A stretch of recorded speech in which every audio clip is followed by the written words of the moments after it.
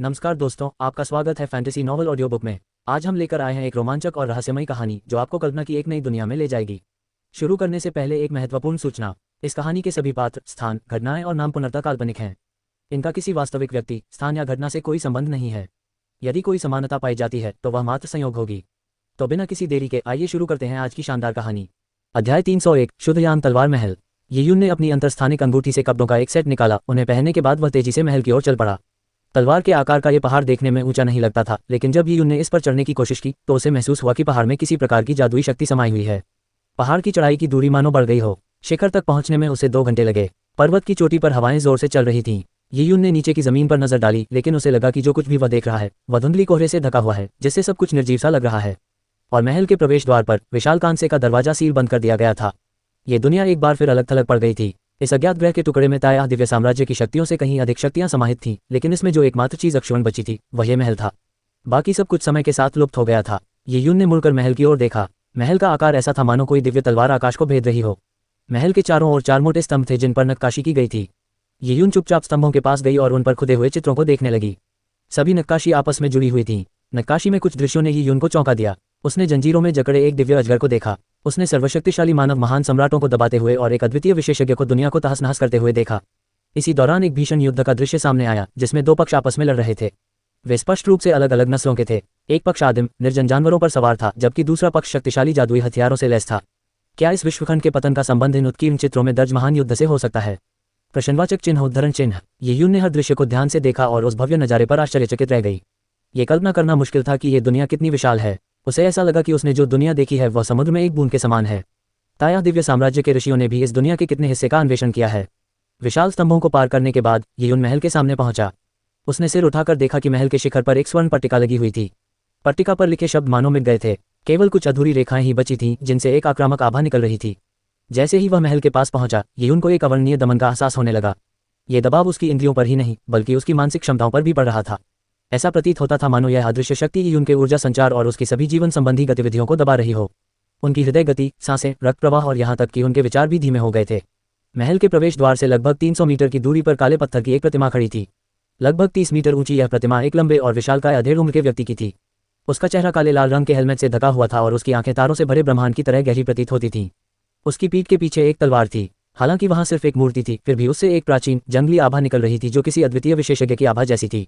यह आभा चारों दिशाओं में, यहाँ तक कि आकाश तक भी फैल गई। किसी कारणवश इसने यून को विशेष रूप से विचलित कर दिया। मूर्ति के पीछे एक खंडित काला पत्थर का स्तंभ था। स्तंभ पर खुदे शब्द ऐसे प्रतीत हो रहे थे मानो तलवार से उकेरे गए हों।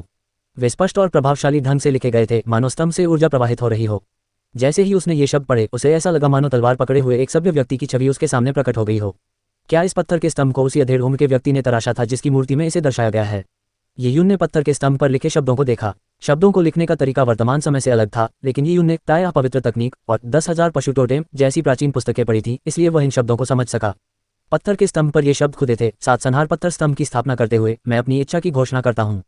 भविष्य की प्रतीक्षा में, जब आकाश का पतन होगा, ब्रह्मांड का अस्तित्व समाप्त हो जाएगा, मैं ही संसार बनूंगा, जीवन और मृत्यु पर मेरा अधिकार होगा, पुनर्जन्म के चक्र को नष्ट करूंगा, सभी आत्माओं को प्राप्त करूंगा, अपनी तलवार चलाऊंगा, अपना अमर रक्त बहाऊंगा, सभी दुष्ट राक्षसों का संहार करूंगा। मारो मारो मारो मारो मारो मारो मारो मारो। इसमें 7 हत्या शब्द थे और हर शब्द पिछले वाले से ज्यादा चौंकाने वाला था। 7 किल स्टोन पिलर। यून ने गहरी सांस ली। इन कुछ पंक्तियों को पढ़ते ही उसके मन में एक भयानक हत्यारा भाव जागृत हो गया। ऐसा लग रहा था मानो इस व्यक्ति के भीतर असीम घृणा भरी हो, जिसने उसे संपूर्ण अस्तित्व को नष्ट करने के लिए प्रेरित किया हो। ये किस तरह का व्यक्ति था? ये सोचकर हैरानी होती है कि उसने पत्थर के स्तंभ पर लिखा था कि वह उस दिन का इंतजार कर रहा है जब आकाश ढह जाएगा, जिससे ब्रह्मांड का अस्तित्व समाप्त हो जाएगा और फिर वह स्वयं एक दुनिया बन जाएगा, जीवन और मृत्यु पर नियंत्रण कर लेगा। ये कितना भयावह इरादा था। उद्धरण चिन्ह। यून मन ही मन भयभीत हो गई। इस स्तंभ को बनाने वाला व्यक्ति वाकई अद्भुत था। यून ने पत्थर के स्तंभ के शीर्ष की ओर देखा। पत्थर का स्तंभ लगभग 9 मीटर मोटा था और इसके ऊपरी हिस्से को तलवार से तराशकर एक अत्यंत चिकनी, सपाट सतह बना दी गई थी। जब यून पत्थर के खंभे के पीछे पहुंचा तो वह और भी भयभीत हो गया। जिस हमले ने पत्थर के खंभे को काट डाला था वह उसकी पीठ पर भी जारी था। वहां एक लंबा काला गड्ढा था जो गहराई में जाते जाते चौड़ा होता जा रहा था। जब यून ने नीचे इस खाई की ओर देखा तो वह और भी अधिक चौंक गया। यह हमला तलवारनुमा पर्वत के पिछले हिस्से से लेकर पर्वत के आधार तक फैला हुआ था। पर्वत पूरी तरह से नीचे तक फट गया था। हजारों मीटर ऊंचे पर्वत को चीरते हुए एक दरार बन गई थी जो जमीन में दूर तक फैली हुई थी। तलवार के उस हमले ने निर्जीव भूमि में एक गहरी खाई बना दी थी। ये खाई अथाह गहरी थी जो दृष्टि की सीमा तक फैली हुई थी। बीच में एक नदी थी जिसे भी चीरकर अलग कर दिया गया था और एक जंगल के बीच से एक रास्ता बना हुआ था जिसे चीरकर खोल दिया गया था। ये देखकर ये यून काफी देर तक चुप रहा। ऐसा लग रहा था मानो इस हमले से यह टूटी हुई दुनिया दो हिस्सों में बंट गई हो। आखिर यह कैसी शक्ति थी? क्या ऐसा हो सकता है कि पत्थर के स्तंभ पर शब्द उकेरने के बाद उस व्यक्ति ने अपनी घृणा और नफरत के कारण ऐसा प्रहार किया हो, जिसके परिणामस्वरूप तलवार का इतना भयानक निशान बन गया हो? पूरी दुनिया मेरा इंतजार कर रही है ताकि मैं सभी दुष्ट राक्षसों का संहार कर सकूं। वे दुष्ट राक्षस कौन थे? क्या वह व्यक्ति जिसने तलवार का ये निशान छोड़ा था उस भीषण युद्ध में पराजित हुआ था? तलवार के निशान को देखकर वह सूक्ष्म रूप से महसूस कर सकता था कि उसमें एक भयानक हत्या का इरादा समाहित होने के साथ साथ शांति का भाव भी था। ये यून को इसे लंबे समय तक देखने के बाद आंखों में दर्द महसूस हुआ, यहाँ तक कि उसकी त्वचा में भी झुंझुनी सी महसूस हुई। उसकी मांसपेशियां अनायास ही तन गईं। जैसे जैसे वह उसे देखता रहा, तलवार के निशान में छिपी तलवार की शक्ति और भी स्पष्ट होती गई। इससे ये यून अपनी जगह से हिलने की हिम्मत नहीं कर पा रहा था। उसकी सांसें तेज होती जा रही थीं, मानो वह किसी विशाल शत्रु का सामना कर रहा हो। ऐसा लग रहा था मानो तलवार का यह हमला अंतरिक्ष समय को भेद कर उसके सिर पर वार करने वाला हो। यह अविश्वसनीय था कि लाखों वर्षों के बाद भी इस तलवार के निशान में ऐसी तलवार की शक्ति अभी भी मौजूद थी। ये यून ने उस भावना को शांत करने के लिए अपनी शुद्ध यांगची का आह्वान किया। इतने लंबे समय के बाद ऐसी शक्ति प्राप्त करना, उस समय इस हमले की शक्ति संभवतः पूरे दिव्य वन क्षेत्र को चीरफाड़ कर देती। ये यून ने आह भरी। अगर यह करोड़ों साल पहले की बात होती तो बची हुई तलवार की ऊर्जा ही उसे मारने के लिए काफी होती, ये देखते हुए कि तलवार के निशान से उत्पन्न तलवार की शक्ति को सहन करना उसके लिए कितना कठिन था। ये यून ने गहरी सांस ली। अस्तित्व का ये स्तर उसकी समझ से परे था। वह मुड़ा और तलवार के निशान को पीछे छोड़ते हुए महल के प्रवेश द्वार की ओर चल पड़ा। प्राचीन विशाल द्वार पर कोई अलंकरण नहीं था। जैसे ही ये यून द्वार के पास पहुंचा, उसे तलवार की ऊर्जा अपने ऊपर उमड़ती हुई महसूस हुई, मानो वह उसके शरीर को चीरने ही वाली हो। उसने अपनी सांस रोक ली और बड़ी मुश्किल से दरवाजे तक पहुंचा। इससे पहले कि यून दरवाजा खोलने के लिए अपना हाथ बढ़ा पाता, एक तेज रोशनी ने उसे अंदर खींच लिया। इसके साथ ही यून महल के अंदर पहुंच गया था। हॉल में हल्की रोशनी थी। जमीन पर काले रंग की अज्ञात चट्टानें बिखरी हुई थीं। यून की नज़र सबसे पहले जमीन में गड़ी एक तलवार पर पड़ी। ये तलवार बेहद पुरानी थी। तलवार की धार पर जंग लगी हुई थी और तलवार के ब्लेड में दरारें थीं। ये टूट गया है, यून ने आह भरी। ये तलवार वाकई बेजोड़ थी, लेकिन दुर्भाग्यवश इसकी धार में दरारें थीं, जिससे इसकी आध्यात्मिक शक्ति काफी हद तक कम हो गई थी। इतने लंबे समय के बाद या शायद बेहद नाजुक हो गई होगी। यून चुपचाप चलकर पास गई और धीरे से तलवार की मूठ पकड़ ली। इसी क्षण यून ने अचानक अपने से कुछ ही दूरी पर एक काली परछाई देखी। चौंक कर वह पीछे की ओर कूदा और उसने अपनी 1000 सेना की तलवार निकाल ली। अपनी दृष्टि केंद्रित करते हुए काली परछाई स्थिर रही। उसका कोई भौतिक शरीर नहीं था, बल्कि वह जलती हुई लौ जैसी प्रतीत हो रही थी। वह एक काले लबादे में लिपटा हुआ था। लबादे के नीचे केवल उसकी 2 लाल आंखें ही चमक रही थीं। वे रात के उजाले में रत्नों की तरह लग रही थीं। तुम हो? यून ने शुरू में सोचा था कि यह कोई अज्ञात जीव है, जैसे कि 7 किल्स पिलर पर वर्णित दुष्ट राक्षस। हालांकि उसे जल्द ही एहसास हो गया कि उस काली परछाई का उसे मारने का कोई इरादा नहीं था। यदि वास्तव में उसमें जान से मारने का इरादा होता तो इस महल में रहने वाला कोई भी प्राणी महज एक विचार से उसे आसानी से नष्ट कर देता। कितना समय बीत गया, आखिरकार कोई अंदर आया है। उस काली परछाई के निराशा भरे शब्दों में एक अवर्णनीय अकेलापन समाया हुआ प्रतीत होता था। वरिष्ठ, क्या आप इस महल के संरक्षक हैं? यून ने अनुमान लगाया। काली परछाई ने कहा, मैं एक तलवार आत्मा हूँ। मैंने अनगिनत युद्धों में अपने गुरु का साथ दिया है, एक अज्ञात अवधि तक। अब मेरा शरीर नष्ट हो चुका है, केवल एक आत्मा बची है। मैं इस शुद्ध यान तलवार महल में सो रहा था। ऐसा करने से मेरे पूर्ण रूप से विलीन होने में लगने वाला समय धीमा हो गया है। अब आपके आने से मैं जाग गया हूँ। हालांकि इतनी लंबी नींद ने मुझे जीवन के अंत तक पहुंचा दिया है। काली परछाई की आवाज बहुत कमजोर थी। ये सुनकर यून के मन में एक विचार आया, वरिष्ठ, क्या आप करोड़ों वर्षों से सो रहे हैं? मुझे याद नहीं। इस दुनिया में आने से पहले मैं अंतरिक्ष में बहुत देर तक भटकता रहा। मैंने पहले सोचा था कि उस दरवाजे से कोई कभी नहीं गुजरेगा। फिर भी आपको वास्तव में इतना सौभाग्यशाली अवसर मिला। अंतरिक्ष में भटक रहे हो। हाँ, इस दुनिया के दिव्य निर्जन वन में गिरने के बाद से करोड़ों वर्ष बीत चुके हैं। उससे पहले इस दुनिया का ये टुकड़ा और भी लंबे समय तक भटकता रहा था। यून के मन में अनेक प्रश्न थे। काली परछाई ने उसके विचारों को भेदते हुए कहा, तुम्हें अतीत के बारे में और कुछ पूछने की आवश्यकता नहीं है। इस संसार की तुलना में तुम बुरे नहीं हो। तुम्हारे पास निम्न श्रेणी का शुद्ध यांग शरीर है। यदि तुम इस संसार के सर्वश्रेष्ठ योद्धाओं में से एक बन जाओ तो यह अपने आप में एक बड़ी उपलब्धि होगी, लेकिन इतना ही काफी नहीं है। जो प्रश्न तुम पूछना चाहते हो वे व्यर्थ होंगे। जब तक तुम मेरे गुरु द्वारा तलवार महल में छोड़ी गई तलवार शक्ति को नहीं समझ लेते, तब तक तुम इस तलवार महल के गहरे स्तरों में प्रवेश नहीं कर पाओगे। जब ऐसा हो जाएगा तब तुम तलवार महल को परिष्कृत कर पाओगे और मेरे गुरु द्वारा छोड़ी गई वस्तुएं प्राप्त कर पाओगे। हालांकि ऐसा करना तुम्हारे लिए बहुत कठिन होगा, बहुत कठिन। उद्धरण चिन्ह। यून चुप रहा। वह जानता था कि काली परछाई की नजरों में वह इस वीरान दुनिया में महज एक भाग्यशाली साधारण युवक था। उसकी योग्यताएं बस किसी तरह काम चलाऊ थीं। क्या केवल वही तलवार महल में तलवार की शक्ति के बारे में अंतर्दृष्टि प्राप्त कर सकता है? तलवार की आत्मा को इस बात की कोई उम्मीद नहीं थी। तलवारबाजी सीखने के इच्छुक व्यक्ति को असाधारण प्रतिभा की आवश्यकता होती थी। स्पष्टतः यून में तलवारबाजी की कोई प्रतिभा नहीं थी। इसके अलावा उसका हथियार एक कृपाण था। ऐसे संसार में प्रवेश करके तलवार की आत्मा को शायद यह विश्वास नहीं था कि उसके स्वामी की विरासत कभी उसे विरासत में मिलेगी। अध्याय 302, दिव्य नगरी में वापसी। मैं अपनी गहरी नींद में लौट रहा हूँ। इस बार मैं और भी गहरी नींद में सोऊंगा और मुझे नहीं पता कि मैं कब जागूंगा। चूंकि तुम शुद्ध यान तलवार महल में प्रवेश कर चुके हो, इसका मतलब है कि हम दोनों भाग्य से जुड़े हैं। ये टूटी हुई तलवार तुम्हारी है। तुम जब चाहो जा सकते हो। तुम शुद्ध यान तलवार महल में अभ्यास भी कर सकते हो। तुम्हारा शरीर शुद्ध यांग है, इसलिए तुम यहाँ अधिक आसानी से साधना कर पाओगे। काली छाया तलवार आत्मा के ऐसा कहने के बाद उसकी आकृति धीरे धीरे धुंधली होती गई और अंत में पूरी तरह से गायब हो गई। ये यून हॉल में अकेली खड़ी रह गई। ची ची ची कुछ हल्की आवाज़ों के साथ टूटी हुई तलवार, जो मूल रूप से जमीन में धंसी हुई थी, धीरे धीरे बाहर निकली और फिर जमीन पर गिर गई। जंग लगी टूटी तलवार को देखकर ये यून कुछ अवाक रह गया। उसने जलती हुई नरक जैसी जगह में प्रवेश करने के लिए अपनी जान जोखिम में डाली थी, इस टूटी फूटी दुनिया में आने के लिए खेल के नियमों को तोड़ा था। फिर भी वह महल के आंतरिक भागों में प्रवेश नहीं कर सका और उसे केवल ये भयानक रूप से टूटी हुई तलवार मिली। हालांकि येयून जानता था कि चून की काली छाया तलवार की आत्मा ने उसे टूटी हुई तलवार दी थी, इसलिए यह निश्चित रूप से कोई साधारण चीज नहीं हो सकती थी। सवाल यह है कि इसमें असाधारण क्या है। येयून ने टूटी हुई तलवार उठाई और उसकी जांच की। तलवार का ब्लेड बिल्कुल भी तेज नहीं था और बेहद कमजोर लग रहा था। प्राचीन महापुरुषों की तलवारें लाखों वर्षों के बाद भी अत्यंत मजबूत बनी रहती थीं। भले ही अब उनकी धार उतनी तेज न हो, फिर भी वे 1000 सेनाओं की कृपाण से कहीं अधिक मजबूत होनी चाहिए। येयून ने अपने हाथ में मौजूद 1000 आर्मी सेबर को देखा और आह भरी। ये सेबर काफी समय से उसके साथ थी, लेकिन गोल्डन क्रो प्रजाति से लड़ते हुए ये टूट गई। 6 फुट लंबे ब्लेड का केवल 3 फुट हिस्सा ही बचा था। जब वह ताया दिव्य नगरी लौटा तो उसे दूसरी तलवार का इस्तेमाल करना पड़ा। इस तलवार ने महत्वपूर्ण योगदान दिया था। टूटी हुई तलवार हाथ में लिए येयून ने अपनी उंगलियों से ब्लेड को छुआ।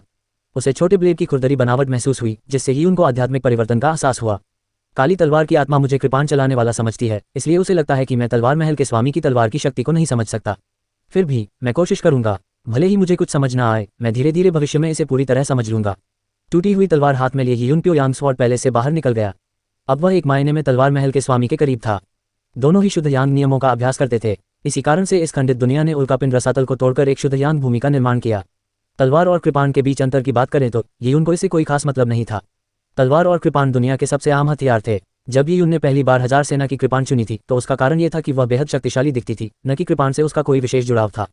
कृपाण भी चलेगा, तलवार भी। येयून के लिए दोनों बराबर थे। येयून ने कानूनों का सत्य पढ़ने के बाद जाना कि कृपाण के सत्य हो या तलवार के सत्य, वे सभी शस्त्र विद्या के ही भाग हैं। और शस्त्र विद्या मार्शल आर्ट की 3000 महान विद्याओं में से केवल एक प्रमुख श्रेणी है। मार्शल आर्ट के शिखर तक पहुंचने के लिए केवल एक महान दाव का अनुसरण करना बहुत ही संकीर्ण दृष्टिकोण था। यदि उसमें क्षमता होती तो वह जितना अधिक महान दाव सीखता, उतना ही वह उत्पत्ति के स्वर्गीय दाव के निकट पहुंचता। जब वह बाद में महान सम्राट बनता तो उसकी शक्ति और भी अधिक बढ़ जाती। अगर मैं तलवार के सिद्धांतों के साथ साथ कृपाण के सिद्धांतों को भी सीख लूं तो इसमें कोई बुराई नहीं है। अपना मन पक्का करके येयून तलवार महल के स्वामी द्वारा छोड़े गए 7 हत्याओं के स्तंभ के सामने की ओर चल पड़ा। जैसे ही उसने आगे देखा, तलवार का बड़ा निशान ऐसा लग रहा था मानो वह दुनिया को 2 हिस्सों में बांट देगा। येयून ने जंग लगी तलवार को तिरछे पकड़ा हुआ था और टूटे हुए ब्लेड से हवा में तलवार के निशान की आकृति बना रहा था। उसी समय येयून ने बैंगनी क्रिस्टल की ऊर्जा दृष्टि खोली। ऊर्जा दृष्टि में येयून अपने भीतर ऊर्जा प्रवाह के मूल को प्रत्यक्ष रूप से देख पाने में सक्षम थी। सेबर मकबरे में वापस आकर येयून ने ऊर्जा दृष्टि का उपयोग करके सेबर सत्य के 32 शब्द के मूल सेबर सत्यों को देखा था। आज येयून वही कर रहा था। बैंगनी क्रिस्टल अत्यंत जादुई था। येयून की राय में यद्यपि काली तलवार की आत्मा में असाधारण अंतर्दृष्टि थी, फिर भी वह बैंगनी क्रिस्टल के अस्तित्व का पता नहीं लगा सकती थी। इस प्रकार की दिव्य कलाकृति का स्तर येयून की कल्पना से परे था। पर्पल क्रिस्टल की दृष्टि में सभी दृश्य गायब हो गए। 7 किल्स पिलर पर प्रत्येक किल शब्द नंगी आंखों से देखने पर एक जैसा दिखता था, लेकिन पर्पल क्रिस्टल की ऊर्जा दृष्टि से वे पूरी तरह से अलग थे। तलवार महल के स्वामी ने 7 हत्याओं के स्तंभ पर नक्काशी करते समय अपनी तलवार की मंशा को उस पर लिख दिया था। प्रत्येक मार डालो शब्द में एक अलग तलवार का इरादा निहित था, जिस पर अलग अलग महान दाव कानून अंकित थे। हालांकि येयून शुद्ध यांग महल में प्रवेश करने और महल के स्वामी की विरासत प्राप्त करने में असमर्थ थी, लेकिन अकेले 7 किल्स पिलर ही एक खजाना था। हालांकि तलवार महल का क्षेत्र येयून की कल्पना से परे था। 7 हत्या स्तंभ में छोड़ी गई तलवार की शक्ति को समझना येयून के लिए बहुत कठिन था, भले ही वह उसके उद्गम स्थल को सीधे देख रहा था। यह संभवतः एक तलवार की तीव्रता थी जो तलवार के सत्यों के उच्चतम स्तर तक पहुंची थी। येयून एक दिन और एक रात तक बिना हिले डुले 7 किल्स पिलर और चौंकाने वाले तलवार के निशान के सामने खड़ी रही और तलवार से जुड़े सत्यों की उत्पत्ति पर विचार करती रही।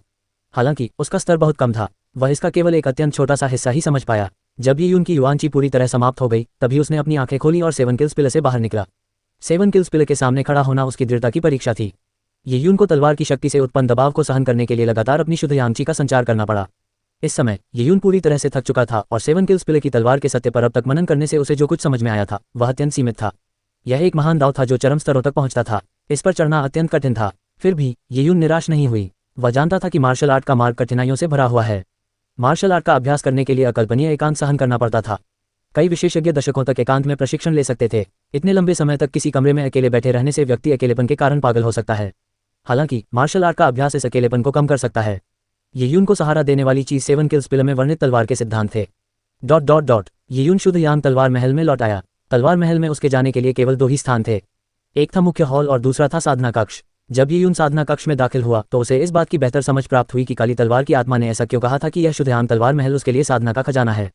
साधना कक्ष के भीतर स्थित शुद्ध यांग सरणी लाखों वर्षों के बाद भी टूटी नहीं थी। यह अब भी स्वर्ग पृथ्वी युआन क्यूई को एकत्रित करने में सक्षम थी। इस कक्ष की यांगची ऊर्जा आश्चर्यजनक रूप से शुद्ध थी। यहाँ साधना करने से आधा काम होगा और दुगुने परिणाम मिलेंगे। इसके अलावा ध्यान कक्ष में स्थित पत्थर का चबूतरा भी एक अनमोल वस्तु थी। उस पर बैठकर यियुन को अपने मन में स्पष्टता का अनुभव हुआ और उसके शरीर की युवांची ऊर्जा का संचार और भी तेज हो गया। ये कृषि भूमि केंद्रीय दिव्य मीनार से भी बेहतर थी। यियुन ने लंबे समय तक प्योयांग स्वॉर्ड पैलेस में ही रहने का फैसला किया। प्रशिक्षण के लिए बाहर आने से ठीक पहले वह अस्थायी रूप से केंद्रीय दिव्य टावर की 69वीं मंजिल पर स्थित अपने निवास से बाहर चले गए थे। केंद्रीय दिव्य मीनार के आवास सराय की तरह थे। उनका किराया प्रतिदिन के हिसाब से लिया जाता था। यदि कोई व्यक्ति अग्रिम रूप से ड्रैगन स्केल रूम्स का भुगतान भी कर देता था, तब तक यदि वह उसमें नहीं ठहरता था तो ड्रैगन स्केल रूम्स वापस मिल जाते थे। अब यियुन को लगा कि भविष्य में उसे प्योयांग स्वॉर्ड पैलेस में अक्सर आना चाहिए। उसे अब केंद्रीय दिव्य टावर की उतनी आवश्यकता नहीं थी। उसके द्वारा आरक्षित 6 महीने ताया दिव्य नगर में उसके 6 वर्षों के लिए पर्याप्त हो सकते हैं। इस टूटी फूटी दुनिया में भी दिन और रात होते थे। प्रतिदिन यियुन 7 हत्या स्तंभ के सामने खड़े होकर तलवार की शक्ति पर चिंतन करते थे। रात में वे महल के कक्ष में ध्यान लगाते थे। जब उसे भूख लगती थी तो वह अपने अंतरस्थानिक घेरे में मौजूद भोजन और पानी खा लेता था। जब वह दिव्य वन्यभूमि में यात्रा करता था तो उसने प्रचुर मात्रा में निर्जन पशुओं का मांस एकत्र किया था। यह उसके भोजन के लिए पर्याप्त था। इस प्रकार यियुन ने अपने मार्शल आर्ट करियर का पहला दीर्घकालिक एकांत प्रशिक्षण शुरू किया। वह इस एकांत प्रशिक्षण के दौरान अपनी साधना के स्तर को मजबूत करना चाहता था और तलवार और कृपाण की दोहरी साधना के लिए एक आधार तैयार करना चाहता था। बसंत बीत गया और पतझड़ आ गया। समय बीतता चला और यियुन को पता ही नहीं चला कि कितना समय बीत गया। उसे बस इतना पता था कि उसके बाल लगातार बढ़ रहे थे। उसकी लंबाई भी तेजी से बढ़ गई थी। 13 से 14 वर्ष की आयु का एक बच्चा शारीरिक विकास के चरम पर था। क्लाउड वाइल्डनेस में कुपोषण के कारण यियुन का शारीरिक विकास धीमा रहा था, लेकिन अब निर्जन जानवरों का मांस और हड्डियों के अवशेषों का सेवन करने से उसे भरपूर पोषण मिल रहा था, जिससे उसकी लंबाई प्रतिदिन बढ़ती जा रही थी। यियुन को अचानक एहसास हुआ कि वह अपने साथ जो कपड़े लाया था वे सभी एक साइज छोटे थे। वह अनजाने में ही एक वयस्क पुरुष के कद तक बढ़ गया था, बल्कि वयस्कों में भी वह औसत से अधिक लंबा था। उसका शरीर और भी मजबूत होता गया और उसकी मांसपेशियां सुडौल थीं, लेकिन अतिरंजित नहीं थीं। उसके चेहरे पर बचपना झलकने के अलावा पीछे से देखने पर वह किसी वयस्क से अलग नहीं दिखता था। हालांकि यियुन 7 किल्स पिलर में निहित तलवार की शक्ति को समझ नहीं पा रहा था, लेकिन लंबे समय के बाद उसने 7 किल्स पिलर की तलवार की शक्ति का प्रत्यक्ष अनुभव किया। धीरे धीरे यियुन को तलवार की शक्ति का सामना करने के लिए ताया पवित्र तकनीक का अभ्यास करने की आवश्यकता नहीं रही। अनजाने में ही तलवार महल के स्वामी द्वारा छोड़े गए इस भयावह तलवार हमले का आकर्षण बैंगनी क्रिस्टल में विलीन हो गया और धीरे धीरे यियुन के आध्यात्मिक सागर में अंकित हो गया। यह एक अवर्णनीय अनुभूति थी। हालांकि यियुन तलवार की ऐसी शक्ति का प्रयोग करने में असमर्थ था, लेकिन उसे तलवार की शक्ति में निहित नियमों की सभी संरचनाएं गहराई से याद थीं। उन्हें लगा कि अब उनके जाने का समय आ गया है। उसने ताया दिव्य नगर लौटने की योजना बनाई थी। ताया दिव्य शहर के केंद्रीय दिव्य टावर के नीचे कृपाण मकबरे के अलावा एक तलवार का मकबरा भी था। यियुन को अब यकीन हो गया था कि तलवार और कृपाण मकबरे का स्तर शुद्धयान तलवार महल से कम था।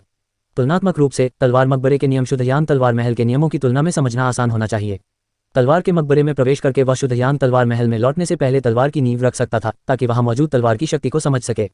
फिर वह अपनी तलवार की शक्ति का उपयोग करके शुद्धयान तलवार महल में प्रवेश कर सकता था। यहाँ तक कि वह शुद्धयान तलवार महल को परिष्कृत करके उसे अपना बना सकता था। इस बात को सोचते ही यियुन का खून खौल उठा। इस महल में मौजूद खजाने का स्तर उनकी कल्पना से कहीं अधिक था। वह इसे अपने शरीर के भीतर रखते हुए बड़ा या छोटा भी कर सकता था। यह उड़ सकता था और जमीन के नीचे सुरंग भी बना सकता था। इसका उपयोग आध्यात्मिक पात्र के रूप में किया जा सकता था। यदि वह वास्तव में ऐसे महल पर नियंत्रण प्राप्त कर लेता है तो दिव्य वन को पार करना अत्यंत आसान हो जाएगा। ये जानना जरूरी था कि दिव्य वन्यभूमि को पार करने के लिए ताया दिव्य साम्राज्य द्वारा उपयोग किए जाने वाले हवाई जहाजों को हवाई किले को शक्ति प्रदान करने के लिए 10 से अधिक मानव सरदारों के सहयोग की आवश्यकता होती थी। जिस दिन यियुन चला गया, काली तलवार की आत्मा गहरी नींद में सो रही थी। इस दौरान यियुन ने जो कुछ भी किया उससे उसे कोई फर्क नहीं पड़ा और न ही उसने कोई सवाल किया। शायद उसे पता भी नहीं था। काली तलवार की आत्मा के लिए यियुन जैसे युवक की परवाह करना व्यर्थ था। आखिर उसकी उम्र बहुत कम बची थी। यियुन ने अपना सामान समेटा और तलवार महल के पहाड़ से नीचे छलांग लगा दी। जैसे ही वह विशाल पीतल के दरवाजे के पास पहुंचा, दरवाजा खुल गया। इस तरह यियुन सफलतापूर्वक जलते हुए नरक में लौट आया। इतने लंबे समय के बाद जलती हुई नरक में प्रवेश करने और बाहर निकलने वाले यियुन पूरी तरह से बदल गए थे। चाहे यह उसकी ताकत हो या उसका मानसिक संतुलन, ऐसा कहा जा सकता है कि यियुन का पुनर्जन्म हुआ था। अध्याय 303 नगर प्रमुख का जन्मदिन भोज। शीत ऋतु के आरंभ में ताया दिव्य राज्य में पहली बर्फबारी हुई। यियुन के ताया दिव्य नगर छोड़ने के बाद 10 महीने बीत चुके थे।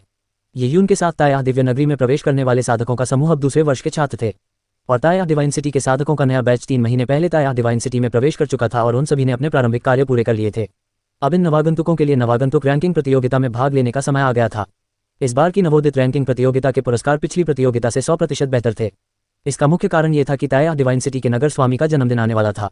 ताया दिव्य नगर के नगर स्वामी जैसे व्यक्ति के लिए हर 100 वर्षों में एक बार जन्मदिन का भोज आयोजित किया जाता था और जन्मदिन के भोज के दिन वे एकांत साधना में या खंडहरों की खोज में व्यस्त हो सकते थे। अनेक कारणों से जन्मदिन का भोज आयोजित नहीं किया जाता था। दरअसल ताया डिवाइन सिटी के वर्तमान नगर स्वामी थोड़े रहस्यमय थे। पिछली कुछ शताब्दियों में वे शायद ही कभी दिखाई देते थे। जन्मदिन की दावतें आयोजित करने की तो बात ही छोड़ दें। ताया दिव्य नगर के प्रभारी मुख्य रूप से 2 बुजुर्ग जियांगे और कांग्यान थे। जब उन्होंने अचानक अपने जन्मदिन के भोज की घोषणा की तो कई लोग आश्चर्यचकित रह गए। कुछ लोगों ने अनुमान लगाया कि इसके पीछे कुछ विशेष कारण थे। बेशक ये तो सिर्फ उच्च अधिकारियों के विचार थे। ताया डिवाइन सिटी के बाकी साधकों के लिए तो यह वाकई अच्छी खबर थी। इतनी महान हस्ती के जन्मदिन के भोज में शामिल होना और ऐसे आयोजन का साक्षी बनना एक बहुत बड़ा सौभाग्य था। जन्मदिन समारोह के दौरान ताया डिवाइन सिटी के कई संसाधनों पर छूट दी गई और कई पुरस्कारों में बढ़ोतरी की गई। ये सबसे व्यवहारिक लाभ थे। बेशक नवोदित खिलाड़ियों की रैंकिंग प्रतियोगिता में उच्च स्थान प्राप्त करने वाले नवोदित खिलाड़ियों को ही शहर के स्वामी के जन्मदिन समारोह से सबसे अधिक लाभ होगा। नौसिखियों में प्रथम स्थान प्राप्त करने के लिए उन सभी ने अपनी पूरी ताकत लगा दी और अपने सर्वश्रेष्ठ कौशल का प्रदर्शन किया। अब यह तय करने की लड़ाई थी कि सर्वश्रेष्ठ नवागंतुक खिलाड़ी कौन था। अंतिम मुकाबला एक युवक और एक युवती के बीच था। उस युवक का नाम लूजी था। वह किसी प्रतिष्ठित परिवार से नहीं था और उसे औसत दर्जे का कुलीन ही माना जा सकता था। वहीं वेन्यू नाम की युवती एक प्रतिष्ठित परिवार से थी और वह सचमुच स्वर्ग की गौरवशाली पुत्री थी। दोनों की उम्र 13 वर्ष थी। ये कहा जा सकता है कि कई लोगों ने उनके युद्ध पर ध्यान दिया, इसलिए कई वरिष्ठ साधक देखने आए। कियून्यू और चू शियाओरान भी भीड़ में शामिल थीं। मैदान में प्रवेश करते ही उन्हें पहचान लिया गया। कियून्यू और चू शियाओरान दोनों एक साल के भीतर ही हेवन रोल के शीर्ष 1000 में शामिल हो गई थीं। विशेष रूप से चू शियाओरान, जो अपने पहले वर्ष के अंत तक पृथ्वी रैंकिंग में 890वें स्थान पर पहुंच गई थी। स्वर्ग रैंकिंग में उसका स्थान तो और भी आश्चर्यजनक था, जो 860वां था। ताया डिवाइन सिटी में नवागंतुक के रूप में पहले ही वर्ष में स्वर्ग और पृथ्वी की प्रतियोगिताओं में शीर्ष 1000 में स्थान पाना वाकई प्रभावशाली था। इससे ताया डिवाइन किंगडम में हलचल मच गई और चू शियाओरान ने दोनों श्रेणियों में शीर्ष 900 में जगह बनाई। ये और भी आश्चर्यजनक था। ताया डिवाइन सिटी के इन नौसिखियों के लिए उनकी वरिष्ठ बहन चू शियाओरान एक महान व्यक्तित्व थी। उन्होंने युआन फाउंडेशन क्षेत्र से पहले ही एक एस्पेक्ट टोटेम का निर्माण कर लिया था और नियमों की उनकी समझ उनकी हमम योद्धाओं से कहीं अधिक थी। चू शियाओरान के चारों ओर प्रकाश के इतने सारे घेरे होने के कारण कई नौसिखिए चू शियाओरान के सच्चे भक्त बन गए थे। चू शियाओरान और कियून्यू के आगमन से काफी हलचल मच गई। नौसिखिए तुरंत उन दोनों के लिए रास्ता बनाने लगे। लूजी और वेन्यू भी उन दोनों की प्रशंसा करते थे। हालांकि वे प्रतिभाशाली थे, लेकिन वे जानते थे कि कियून्यू और चू शियाओरान की तुलना में वे काफी पीछे थे। उन्होंने ये भी सुना था कि पिछली नवोदित रैंकिंग प्रतियोगिता में चू शियाओरान विजेता नहीं थी। विजेता ये यून नाम का एक युवक था, लेकिन किशोरावस्था में ये यून बहुत उतावला था और वह प्रशिक्षण के लिए अकेले ही उल्कापिंड रसातल पतनशील तारा द्वार के निषिद्ध क्षेत्र में चला गया। उसके बाद वह गायब हो गया। कहा जाता है कि ताया डिवाइन सिटी के एल्डर कांगयान ने ये यून की तलाश में फॉलन स्टार गेट में भी प्रवेश किया, लेकिन उन्हें कुछ नहीं मिला। अब तक ये यून 10 महीने से लापता थी। मूल रूप से कृषक के पहचान चिन्ह में न केवल व्यक्ति की पहचान, ड्रैगन स्केल रन और वीरान जानवरों को मारने से प्राप्त अंक दर्ज होते थे, बल्कि यह उनके स्थान की जानकारी भी प्रदान करता था। लेकिन उस जगह की तलाशी लेने के बाद भी ये यून का पता नहीं चल पाया। इसलिए ये सबसे अधिक संभावना थी कि ये यून का पहचान चिन्ह फॉलन स्टार गेट में नष्ट हो गया था। ये पहचान चिन्ह एक औसत दर्जे की जादुई वस्तु मानी जाती थी और उतनी शक्तिशाली नहीं थी।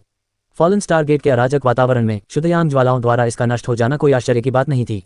इस लिहाज से ये यून की स्थिति आशाजनक नहीं थी। कुछ लोगों का मानना था कि ये यून की मृत्यु हो गई थी। ताया दिव्य नगरी के नियमों के अनुसार 1 वर्ष तक लापता रहने वाले व्यक्ति को मृत माना जाता था। इतिहास में ऐसे बेहद साहसी लोग थे जिन्होंने लगभग 1 साल तक दिव्य वन्यभूमि में प्रशिक्षण लिया था। कुछ लोगों के बारे में पहले सोचा गया था कि वे मर चुके हैं, लेकिन वे सुरक्षित वापस लौट आए। लेकिन ऐसी घटनाएं दुर्लभ थीं।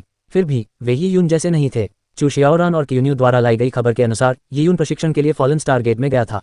यहाँ तक कि सबसे शक्तिशाली लोग भी वहाँ इतने लंबे समय तक प्रशिक्षण करने का साहस नहीं करते। इसलिए बहुत से लोगों को लगा कि ये यून के जीतने की संभावना बहुत कम है। ताया दिव्य साम्राज्य में केवल उन्हीं प्रतिभाशाली लोगों पर ध्यान दिया जाता था जिन्हें उचित मार्गदर्शन प्राप्त होता था। जो प्रतिभाशाली लोग लापता हो जाते थे या मर जाते थे, उन्हें शीघ्र ही भुला दिया जाता था। इस प्रकार केवल चू शियाओरान, कियून्यू और द्वितीय वर्ष के साधकों को ही ये यून की पिछली उपलब्धियों की गहरी याद थी। जहां तक साधकों के नए समूह की बात है, वे ये यून का नाम नहीं जानते थे। अगर उन्होंने सुना भी होता तो यह उनके लिए केवल एक दिलचस्प कहानी होती। मैच शुरू हो चुका था। वेन्यू और लू जी ने अपने सभी कौशल का प्रदर्शन किया और उन्होंने प्रभावशाली ढंग से मुकाबला किया। वे दोनों अर्थ रोल के शीर्ष 4000 में प्रवेश कर चुके थे। यह मैच नौसिखियों के बीच चैंपियन का फैसला करने के लिए उनकी अंतिम लड़ाई थी। लड़ाई जल्द ही अपने चरम पर पहुंच गई। भीड़ के बीच चू शियाओरान खोई सी थी। उसका ध्यान स्पष्ट रूप से मैच पर नहीं था। क्या बात है शियाओरान, ये यून के बारे में सोच रही हो? चू शियाओरान के बगल में बैठी कियून्यू ने पूछा। हाँ, चू शियाओरान ने सिर हिलाया। वह इस नवोदित रैंकिंग प्रतियोगिता को देखने आई थी, वेन्यू और लू जी पर ध्यान केंद्रित करने के लिए नहीं। भविष्य में वे दोनों चू शियाओरान के लिए कोई खतरा नहीं बनेंगे। चू शियाओरान पिछले साल ये यून के साथ हुए मुकाबले की यादें ताज़ा करने के लिए इस मैच में आई थी। हालांकि वह उस मुकाबले में हार गई थी, लेकिन वही मुकाबला उसके जीवन पर अब तक की सबसे गहरी छाप छोड़ गया था। इसलिए वह उस मुकाबले को लेकर बेहद भावुक थी। उस समय जब हम उल्कापिंड रसातल में प्रशिक्षण ले रहे थे, अगर ये यून न होता तो घाटी में नीले रक्त वाले वानर द्वारा हमारा रास्ता रोके जाने पर और बाद में गहरे कुंड में अजीब मछलियों द्वारा घेर लिए जाने पर हम मर जाते। ये कहा जा सकता है कि ये यून ने हमें 2 बार बचाया। किसने सोचा था कि हम सुरक्षित लौट आए, लेकिन ये यून गायब हो गया। हालांकि एल्डर कांगयान को भी लगता है कि ये यून के साथ कुछ हुआ है, फिर भी मुझे लगता है कि ये यून इतनी आसानी से नहीं मरेगा। वह किसी कारण से नहीं लौटा है, चू शियाओरान ने धीमी आवाज में कहा। कियून्यू ने सिर हिलाते हुए कहा, ये यून भाग्य का धनी है। वह इतनी आसानी से नहीं मरेगा, लेकिन लोग चिंतित हैं क्योंकि उसकी पहचान के प्रतीक से संपर्क टूट गया है। हम केवल यही प्रार्थना कर सकते हैं कि हमारे पूर्वज उसे आशीर्वाद दें।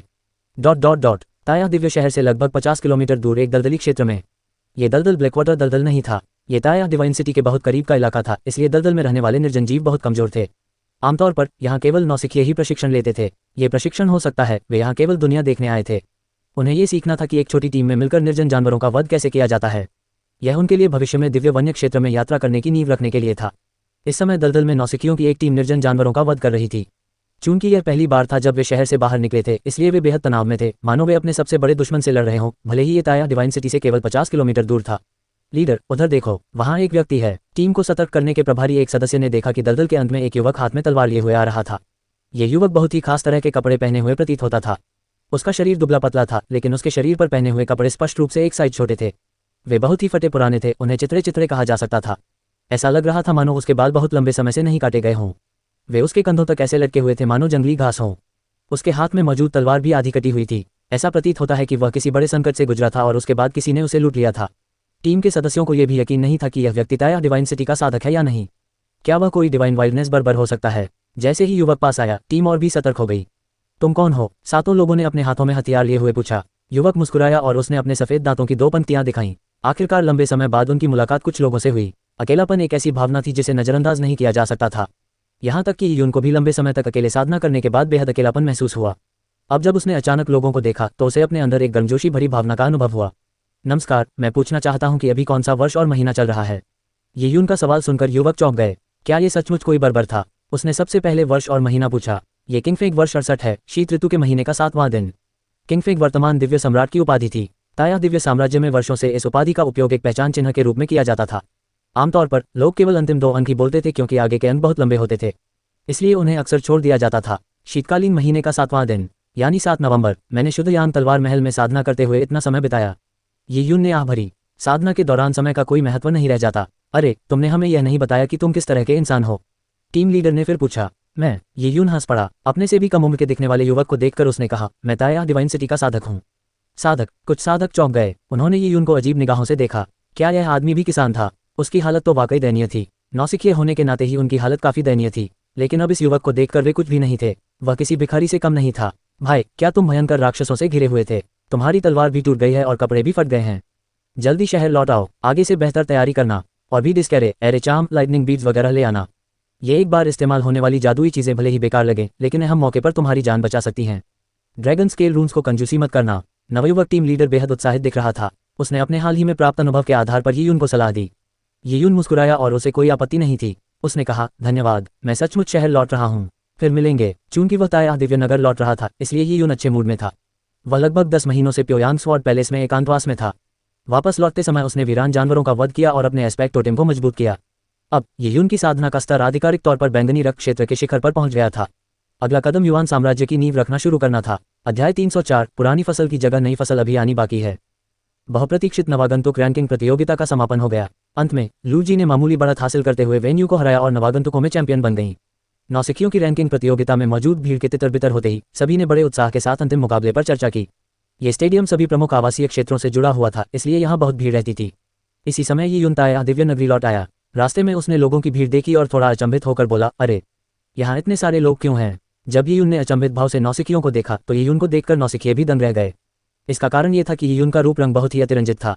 नौसिखियों की रैंकिंग प्रतियोगिता एक महत्वपूर्ण अवसर था, इसलिए कई लोग बहुत अच्छे कपड़े पहने हुए थे। इसके विपरीत यीयून ने फटे पुराने कपड़े पहने थे जो स्पष्ट रूप से एक साइज छोटे थे। वह न केवल अस्त व्यस्त था, बल्कि उसकी तलवार भी आधी टूटी हुई थी, जिससे वह एक भिखारी जैसा दिख रहा था। ताया दिव्य नगरी में उसका ये पहनावा बिल्कुल भी उचित नहीं था। ये व्यक्ति कौन है? यह विचार कई लोगों के मन में आया। यदि ताया दिव्य नगरी ने अनाधिकृत लोगों के प्रवेश पर रोक नहीं लगाई होती तो शायद लोग यीयून पर पैसे लुटा रहे होते। इसी समय कुछ ही दूरी पर वेन्यू, लूजी, क्यून्यू और चुशियाओरान सहित एक समूह चलकर आ रहा था। योद्धाओं की दुनिया में बलवानों का सम्मान किया जाता था, इसलिए जब वे चारों आए तो उनका देवताओं की तरह आदर किया गया। चुशियाओरान और क्यून्यू का विशेष सम्मान किया जाता था। सड़कें कितनी भी भीड़भाड़ वाली क्यों न हो, हर कोई उनके लिए रास्ता बना देता था। यीयून को अचानक प्रकट होते देख क्यून्यू और चुशियाओरान दंग रह गईं। ऐसा इसलिए था क्योंकि लगभग 1 साल के भीतर यीयून में बहुत सारे बदलाव आ चुके थे। उन्हें एक नज़र में पहचानना मुश्किल था। यीयून के चेहरे को काफी देर तक घूरने के बाद क्यून्यू और चुशियाओरान ने अविश्वास भरी नजरों से एक दूसरे की आंखों में देखा। ये सचमुच वही है, हाहा, यीयून। क्यून्यू जोर से हंसी। क्यून्यू और यीयून महज साधारण दोस्त थे, लेकिन उल्कापिंड खाई में उन्होंने मानव जीवन मरण का साथ साथ सामना किया था। इसके अलावा यीयून ने क्यून्यू की जान भी बचाई थी। उनकी दोस्ती स्वाभाविक रूप से पहले जैसी नहीं रही। क्यून्यू भीड़ से बाहर निकली और तेजी से यीयून की ओर बढ़ी और उसके कंधों पर जोर से थप्पड़ मारा। मुझे पता था कि तुम इतनी आसानी से नहीं मरोगे। हाँ, ये यून का जीवित वापस आना कियूनियो के लिए दिल से खुशी की बात थी। ये यून ने भी दिल खोलकर हंसते हुए कहा, मैं भाग्यशाली था। मैं मौत के द्वार के चारों ओर एक सरसरी चक्कर लगाकर निकल गया। 1 साल के अकेलेपन के बाद ये यून एक परिचित चेहरा देखकर भावुक हो गया। गोल्डन क्रो प्रजाति द्वारा पीछा किए जाने के बाद वह सचमुच अपनी जान गंवा बैठा था। ये यून, तुम आखिरकार लौट आए। चू शियाओरान भी ये यून की ओर बढ़ी। 10 महीने पहले जब उन्होंने विदाई ली थी तब चू शियाओरान ये यून से थोड़ी सी लंबी थी, लेकिन अब उसे ये यून को देखने के लिए थोड़ा ऊपर देखना पड़ता था। चू शियाओरान को लगा कि उनके अलग रहने के दौरान ये यून में पूरी तरह से बदलाव आ गया था, न केवल उसकी शारीरिक बनावट में बल्कि अन्य पहलुओं में भी। क्या बदलाव आया था ये वह बता नहीं पा रही थी। ये यून, तुम इतने लंबे समय से अभ्यास कर रहे हो, तुम्हारी साधना का स्तर क्या है? कियूनियो ने सहज भाव से पूछा। बैंगनी रक्त का शिखर। ये यून ने इसे छुपाया नहीं। हाँ, तो तुम हमसे धीमे हो। शियाओरान और मैंने युआन नीव का प्रारंभिक स्वरूप बनाना शुरू कर दिया है। हमें युआन नीव क्षेत्र में प्रवेश के एक कदम के बराबर समझो। 2 महीने में हम निश्चित रूप से युआन नीव क्षेत्र में प्रवेश कर लेंगे। साधना स्तरों की बात सुनकर ही कियूनियो की आंखें चमक उठीं और वह इसे आजमाने के लिए उत्सुक हो गया। इन 10 महीनों में उसने उल्लेखनीय प्रगति की थी। बैंगनी रक्त के शिखर से युआन आधार के आधे चरण तक की इस विशाल छलांग ने कियूनियो के दिव्य शक्ति बैल राजा कौशल को एक और स्तर ऊपर पहुंचा दिया। दिव्य शक्ति बैल राजा कौशल के प्रत्येक स्तर के साथ एक महत्वपूर्ण उछाल आया। कियूनियो अब आत्मविश्वास से भर गया था और वह जिसे भी देखता उससे लड़ने को तैयार था। भाई, हम अखाड़े में प्रशिक्षण कब शुरू करेंगे? कियूनियो जानता था कि ये यून निश्चित रूप से शक्तिशाली है, लेकिन फिर भी वह आत्मविश्वास से भरा हुआ था। ये यून को एक शक्तिशाली योद्धा के रूप में देखकर वह खुद को रोक नहीं पाया। उसे लगा कि भले ही वह यून का मुकाबला न कर पाए, लेकिन उनके बीच का अंतर उतना बड़ा नहीं होगा जितना 1 साल पहले था। कियूनियो और चू शियाओरान को यून के साथ इतनी खुशी से बात करते देख आसपास के नौसिखिए अचंभित रह गए। उन्हें कभी उम्मीद नहीं थी कि यह भिखारी जैसा दिखने वाला व्यक्ति कियूनियो और चू शियाओरान का अच्छा दोस्त होगा। ये यून, क्या वह पिछले साल की नवोदित रैंकिंग प्रतियोगिता का चैंपियन नहीं है? नौसिखियों में से कुछ ने ये यून के बारे में सुना था। उनके मन में इस नाम की कुछ छाप थी जिसे ताया डिवाइन सिटी के साधक अब लगभग भूल चुके थे। उसे ही जीतना चाहिए था, लेकिन इस व्यक्ति ने पिछले नवोदित रैंकिंग मुकाबले में चू शियाओरान को हरा दिया। क्या ये सचमुच सच है? जब सबने ये सुना तो वे दंग रह गए। ये व्यक्ति उनके मन में बनी पूर्वकल्पित विशेषज्ञ की छवि से बिल्कुल अलग था। उसमें किसी विशेषज्ञ की झलक नहीं थी, फिर भी वह वास्तव में चू शियाओरान और कियूनियो से अधिक शक्तिशाली था। कई नौसिखिए ये यून को हैरानी और संदेह भरी नजरों से देख रहे थे। चू शियाओरान और कियूनियो की ताकत उनमें से कई लोगों ने देखी थी और यह वाकई खौफनाक थी। हालांकि उनके सामने खड़ा व्यक्ति किसी शरणार्थी शिविर से निकला हुआ लग रहा था, वह किसी भी तरह से अनुभवी नहीं था। उन्हें यह मानना मुश्किल लग रहा था कि यह व्यक्ति कोई महाकुशल है। भले ही वह 1 साल पहले बहुत शक्तिशाली रहा हो, लेकिन वह बहुत लंबे समय से गायब था और इस दौरान उसने क्या क्या झेला ये किसी को नहीं पता था। क्या वह सचमुच कियूनियो और चू शियाओरान का नेतृत्व कर सकता था? उनमें से कई लोगों के मन में ऐसे विचार आना स्वाभाविक था। इसी क्षण ये यून ने चू शियाओरान और कियूनियो को विदाई देने का फैसला किया। भाई, जब आपके पास समय हो तो अखाड़े में आइए। जब आप आएं तो मुझे सूचित कीजिएगा। कियूनियो अभी भी ये यून के साथ हुई स्पैरिंग की बात नहीं भूला था। उसके अनुसार ये यून की वापसी निश्चित रूप से रैंकिंग को चुनौती देने के लिए थी। ये यून मुस्कुराई और बोली, जरूर। हाँ, मेरे साथ लापरवाही मत करो। शायद तुम्हें पता ना हो, लेकिन किन हाओटियन, लिशियाओ और कियाओ भाई ताया दिव्य नगरी छोड़ चुके हैं। अब इस क्षेत्र में कुछ शुरुआती स्थान खाली हो गए हैं और सबकी निगाहें उन पर टिकी हैं। पहले स्थान की उम्मीद रखने वाले कुछ वरिष्ठ साधक इसके लिए जमकर प्रतिस्पर्धा कर रहे हैं। खासकर नगर स्वामी के जन्मदिन समारोह के चलते अखाड़े के पुरस्कार काफी बढ़ गए हैं। कियूनियो ने ऐसा कहते हुए अपने पीछे मौजूद भीड़ की ओर इशारा किया। नए खिलाड़ियों की रैंकिंग प्रतियोगिता के कारण अखाड़ा कुछ समय के लिए बंद था। अगर ऐसा नहीं होता तो यहाँ अनगिनत लोग लड़ रहे होते, सामान्य से कहीं अधिक लोग। ओह, किन हाओटियन, लिशियाओ और बाकी लोग चले गए। ये सुनकर ये यून दंग रह गया। वाकई वे पूरे 6 साल ताया दिव्यनगर में रहे थे और अब उनके जाने का समय आ गया था। दया, ये यून को ताया दिव्यनगर में प्रवेश करने के बाद से ही किन हाओटियन, लिशियाओ और उनके साथियों के प्रसिद्ध नामों के बारे में पता था। ये यून हमेशा से किन हाओटियन के साथ मुकाबला करना चाहता था। हालांकि ये यून अभी बैंगनी रक्त के चरम पर ही था और साधना स्तर में अंतर के कारण वह किन हाओटियन का मुकाबला नहीं कर सकता था। किन हाओटियन और उसके बीच का अंतर केवल ये यून ही जानता था। और अब वे ताया दिव्य शहर छोड़कर जा चुके थे, जिससे उनके पास उन्हें चुनौती देने का कोई अवसर नहीं बचा था। इसे केवल अफसोसजनक ही कहा जा सकता है। हाँ, उनके यहाँ होने से हमारे लिए पृथ्वी की शक्ति को चुनौती देना बहुत मुश्किल होगा। कियूनियो हंसा। उसने ये यून के विचारों पर कोई ध्यान नहीं दिया। उसके नजरिए से उनके ही बैच का कोई भी छात्र की हाओटियन को चुनौती देना चाहता था, बस एक ख्वाब ही देख रहा था। अब अखाड़े की समग्र शक्ति कम हो गई है। 5वें वर्ष के कई साधक किन हाओटियन से कहीं अधिक कमजोर हैं। शायद 1-2 साल में हम स्वर्ग और पृथ्वी के शीर्ष 5 को चुनौती देने में सक्षम हो जाएंगे। कियूनियो बहुत उत्साहित था। अगर वह अपने चौथे वर्ष में ताया डिवाइन सिटी के शीर्ष 5 में जगह बना लेता तो यह एक गौरवशाली उपलब्धि होती जिस पर उसे गर्व होता। ये यून ने आह भरी। सचमुच, ताया दिव्य नगरी हर साल अत्यंत प्रतिभाशाली अभिजात वर्ग को जन्म नहीं देती। वर्तमान ताया दिव्य नगरी में कुछ कमी थी। ये यून को अब भी अद्वितीय प्रतिभाओं से मुकाबला करना पसंद था। किन हाओटियन के चले जाने के बाद केवल लुओ हो एर ही बची थी। हालांकि वह अखाड़े में बहुत कम ही दिखाई देती थी और न ही वह स्वर्ग या पृथ्वी के शीर्ष स्तर के योद्धाओं को चुनौती देती थी। उसकी शक्ति एक प्रश्न चिन्ह थी। भाई, आपके लिए वापस लौटना आसान नहीं रहा होगा। चलिए डिवाइन मून रेस्टोरेंट चलते हैं और 2 कप पीते हैं। कियूनियो ये यून को शराब पिलाना चाहता था। हालांकि ये यून ने सिर हिलाते हुए कहा, चलिए फिर कभी। मैं बहुत लंबे समय से अनुपस्थित था। अब जब मैं ताया दिव्य नगरी में वापस आ गया हूँ तो सबसे पहले मुझे ग्रैंड मास्टर युएहुआ और एल्डर कांगियान का अभिवादन करना है। इन दोनों व्यक्तियों में से एक उनके लगभग गुरु समान थे और दूसरे भले ही उनके गुरु न हो, लेकिन उन्होंने उन्हें बहुत कुछ सिखाया था। ये यून के लिए वरिष्ठों का अभिवादन करना उचित ही था। लगभग 1 घंटे बाद केंद्रीय दिव्य टावर की 69वीं मंजिल पर मिस डोंग एर अपने छोटे छोटे पैरों से दौड़कर लुओहुआ एर के प्रशिक्षण मैदान की ओर गई। इस बार क्या बात है, लुओहुआ ने अधीरता से कहा। उसकी यह नौकरानी छोटी छोटी बातों पर भी आश्चर्यचकित होना पसंद करती थी। डोंगर ने हौंफते हुए जल्दी से कहा, वह व्यक्ति जिससे तुम विशेष रूप से नफरत करते हो वह वापस आ गया है। ये सुनकर लुओहुआ के होंठ सिकुड़ गए। उसने बिना ध्यान दिए कहा, इस मालकिन को तो बहुत से लोग नापसंद हैं। मुझे तो उन सबके नाम भी याद नहीं हैं। आप किस गलती नहीं, वह उन्हें जानवर कह रही है कि बात कर रही हैं। ये तो वो यून है। हौंफते हुए डोंग एर ने अपने गोलमटोल हाथों से अपने माथे से पसीना पोंछा। ये यून, लुओहुआ एर हैरान रह गई। उसने अनजाने में ही अपने परिवार के हृदय सूत्रों का अभ्यास करना बंद कर दिया। 10 सेकंड तक चुप रहने के दौरान उसके चेहरे के भाव बदल गए। लगभग 1 साल पहले गायब हो चुका वह बदमाश वास्तव में लौट आया था। कुछ देर सोचने के बाद लुओहुआ एर ने धीरे से कहा, अच्छे लोग तो कम उम्र में ही मर जाते हैं, लेकिन आपदाएं 1000 साल तक अपना निशान छोड़ जाती हैं। मुझे पता था कि वह इतनी आसानी से नहीं मरेगा। जी हाँ। डोंग एर ने सिर हिलाकर सहमति जताई। श्रीमती, क्या आप उनसे मिलने जाना चाहती हैं? वे इस समय ग्रैंड मास्टर युएहुआ का अभिवादन कर रहे हैं। लुओहुआ के होंठ फड़फड़ाए। मुझे उससे मिलने की क्या जरूरत है? कुछ दिनों में वह मेढक फिर से हमारे पास आ जाएगा। भविष्य में हम अक्सर मिलेंगे। कितनी झंझट की बात है। ये कहते हुए लुओहुआ ने फिर से मार्शल आर्ट का अभ्यास शुरू कर दिया। हालांकि वह इसके बारे में सोचने से खुद को रोक नहीं पाई। जैसे ही उसने इसके बारे में सोचा, उसके होंठों पर एक शरारती मुस्कान आ गई। हालांकि वह हमेशा यून को एक झंझट मानती थी, लेकिन उसने कभी नहीं चाहा कि वह बदमाश यूं ही मर जाए। मिस, आप क्यों मुस्कुरा रही हैं? डोंगर ने उत्सुकता से पूछा। क्या मैं मुस्कुरा रही हूँ? लुओहुआ थोड़ी देर रुकी और फिर बोली, मैं इसलिए हंस रही हूँ क्योंकि वो बदमाश वापस आ गया है। मुझे फिर से उसके साथ खेलने को मिल गया है। देखो अब मैं उसे कैसे बेवकूफ़ बनाऊंगी। के लुओहुआ खुशी से हंसने लगी। डोंगर ने अपना सिर झुकाया और बहुत सोचने लगी। लगता है मालकिन उसे बेवकूफ़ बनाने में कभी कामयाब नहीं हुई। बेशक वह कभी भी यह बात खुलकर कहने की हिम्मत नहीं करेगी। अध्याय 305 विशेषज्ञों का जमावड़ा। ये यून के ताया दिव्यनगर लौटने की खबर आधे दिन से भी कम समय में तेजी से फैल गई। नौसिखियों को ये यून नाम के बारे में ज़्यादा जानकारी नहीं थी।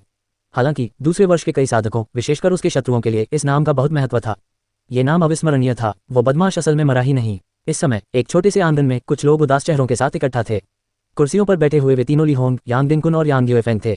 यांग दिनकुन और यांग युएफेंग भाई थे और चू राज परिवार से थे। यांग दिनकुन ने ली होंग के साथ ही यून के युद्ध में उसके विरुद्ध जुआ खेलने का अवसर लिया और बुरी तरह हार गए। कानूनों का सत्य खो गया, जिसके कारण उन्हें उनके परिवार द्वारा दंडित किया गया। यांग युएफेंग, जिसे हमेशा अपनी डेसोलेट हेवन तकनीक पर गर्व था, ये यून ने उसका चेहरा नोच डाला। हालांकि ये यून से सबसे ज्यादा नफरत करने वाला व्यक्ति इन लोगों में से नहीं था। इस आंगन के कोने में एक युवक खड़ा था, जिसका पूरा शरीर घावों से भरा था और एक हाथ कटा हुआ था। वह यांग हाओरन था। 10 महीने पहले उल्कापिंड रसातल के बर्फीले कुंड के अंदर उस पर अचानक अजीबोगरीब मछलियों के झुंड ने हमला कर दिया। परिणाम स्वरूप मछलियों ने उसके शरीर को बुरी तरह से क्षत विक्षत कर दिया था। मांस के टुकड़े उसके शरीर से नोचकर अलग हो गए थे। उस घटना को याद करने मात्र से ही उसे बुरे सपने आने लगते थे। मरने की अनिच्छा के क्रोध में वह बड़ी मुश्किल से बर्फीली झील से बाहर निकला और अंततः जीवित रहने में कामयाब रहा। वह बाल मौत से बचा। उसके शरीर की ऊपरी त्वचा और मांस गायब हो गया था। उसके शरीर पर केवल खून से लथपथ मांसपेशियों के अवशेष ही बचे थे। ये भयावह था। एक बड़ी मछली ने उसकी एक भुजा को पूरी तरह से फाड़ दिया था। एक हाथ खोना यांग हाओरन का सबसे बड़ा दर्द था। भला एक योद्धा बिना एक अंग के कैसे रह सकता है? ऐसा नहीं था कि किसी व्यक्ति के हाथ को ठीक करने वाली कोई वस्तु मौजूद ही नहीं थी, बल्कि वे बेहद महंगी थीं। यहाँ तक कि यांग परिवार के लिए भी ऐसी वस्तु प्राप्त करना मुश्किल था। और अगर वह हाथ फिर से उग भी जाता तो वह एक सामान्य मानव हाथ ही होता। उसे बिल्कुल शुरू से प्रशिक्षित करना पड़ता। ये कल्पना करना आसान था कि उसे किस प्रकार की कठिनाइयों और पीड़ाओं का सामना करना पड़ा होगा। यांग हाओरन के मन में सिर्फ नफरत थी। उसे उस अजीब मछली से नफरत थी और हर चीज से नफरत थी। असल में जब यांग हाओरन को बुरी तरह से काट लिया गया और अचानक उस पर विपत्ति आ पड़ी, तो दर्द के कारण वह ये सोचने में असमर्थ था कि उस पर अचानक अजीब मछलियों ने हमला क्यों किया। हालांकि होश में आने के बाद उसे वह भयानक दुर्स्वप्न याद आया। उसे याद आया कि उस समय पानी में रहते हुए उसने एक विस्फोट की आवाज़ सुनी थी और फिर युआनची की किरण देखी थी। उस किरण के भीतर एक तीर उसकी ओर उड़ता हुआ आ रहा था। तीर के नोक पर कुछ हरा था। वह घास जैसा लग रहा था। तीर उसकी ओर लक्षित नहीं था और उससे थोड़ी दूरी पर से गुजर गया, लेकिन उस तीर के साथ भयानक विचित्र मछलियों का वह झुंड भी था। यांग हाओरन को उस समय के दृश्य याद आने लगे और उसे यकीन होता गया कि वास्तव में क्या हुआ था। युआनची का वह उतार चढ़ाव निश्चित रूप से एक योद्धा का था, न कि किसी निर्जन जानवर का। यांग हाओरन को भी धीरे धीरे याद आया कि तीर के नोक पर लगी घास वही जानवर को लुभाने वाली घास थी जिसका इस्तेमाल उसने पहले किया था। अचानक ही यांग हाओरन को सब समझ आ गया। उन अजीब मछलियों को जानबूझकर किसी चीज से दूर उसकी ओर लुभाया जा रहा था ताकि उसे जानबूझकर नुकसान पहुंचाया जा सके। और उस तीर की बात करें तो उस समूह में केवल ये यून ही धनुष और बाण का इस्तेमाल करता था।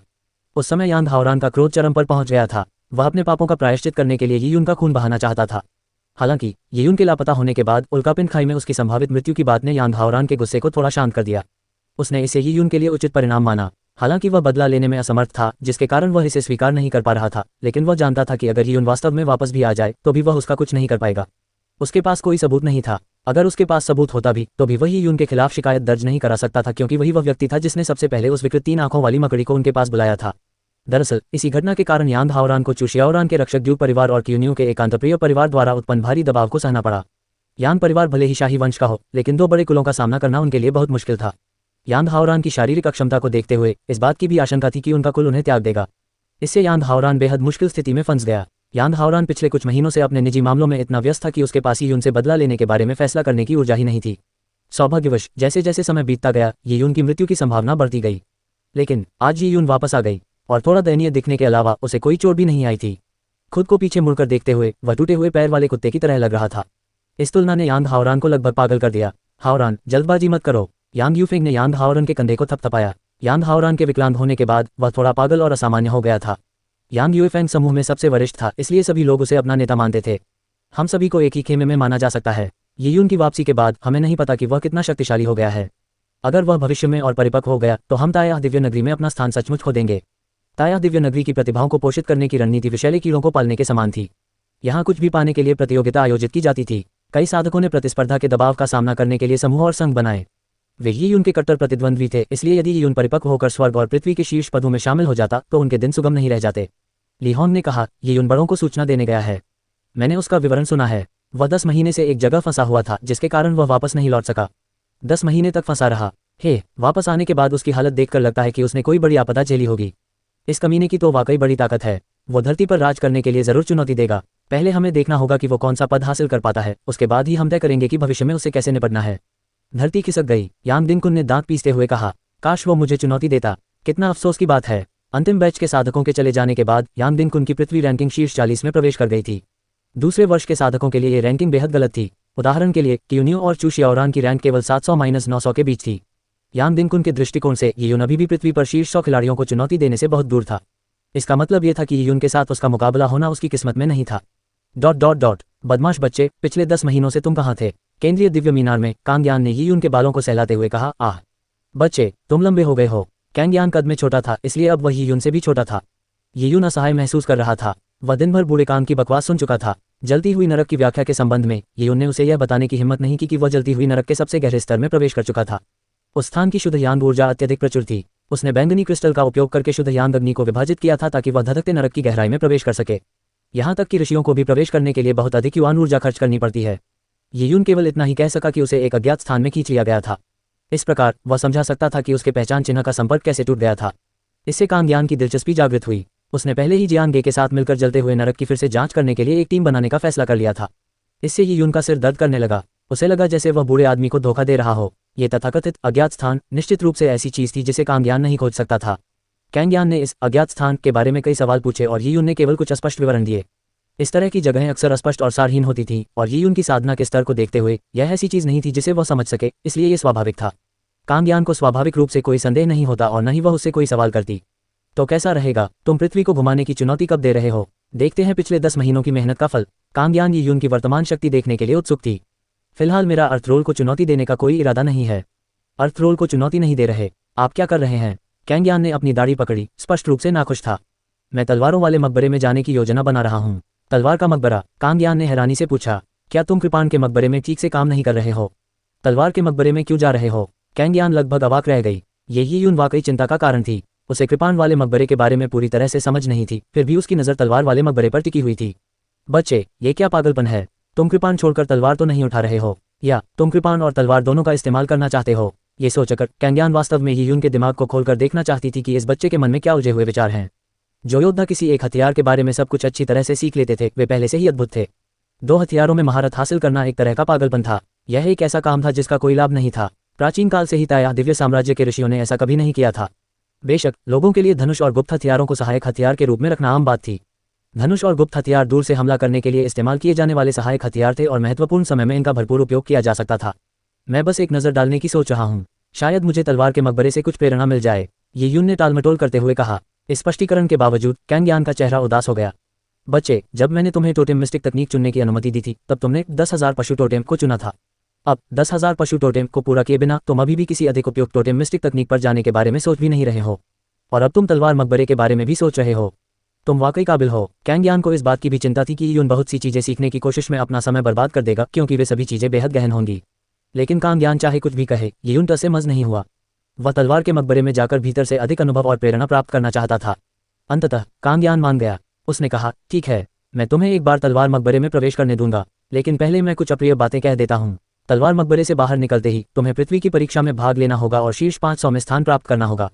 नहीं, शीर्ष 400 में, नहीं, 300 में। यदि तुम शीर्ष 300 में भी स्थान प्राप्त नहीं कर पाते तो तुम्हें बिना किसी और चीज में उलझे केवल अपनी तलवारबाजी के कौशल को निखारना होगा। तुम्हें एक और टोटेम मिस्टिक तकनीक भी चुननी होगी, और भविष्य में मेरे बारे में इधर उधर की बातें करना बंद करो। कैंग यान ने आक्रोश से कहा। वह समझ गया था कि यून का साधना स्तर अभी भी बैंगनी रक्त के शिखर पर था, जो चू शियाओरान और क्यून्यू से थोड़ा कम था। भले ही यून की प्रतिभा चू शियाओरान और क्यून्यू से कहीं अधिक हो और उसकी ताकत क्यून्यू और चू शियाओरान की संयुक्त ताकत से भी अधिक हो, फिर भी उसके लिए शीर्ष 500 में प्रवेश करना असंभव होगा। ये जानना आवश्यक था कि पृथ्वी रैंकिंग में शीर्ष 500 में स्थान पाने वाले सभी साधक युवान आधारभूत स्तर के प्रारंभिक चरण में थे। बैंगनी रक्त स्तर और युवान आधारभूत स्तर के बीच बहुत बड़ा अंतर था।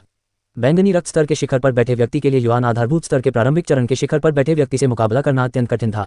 फिर भी शीर्ष 500 पर्याप्त नहीं थे। कैंग यान को डर था कि उसके गायब रहने के दौरान यून को कुछ अप्रत्याशित अवसर मिल गए होंगे और अब वह शीर्ष 400 में प्रवेश कर सकता है। इससे वह लड़का एक बार फिर आत्मसंतुष्ट हो जाएगा।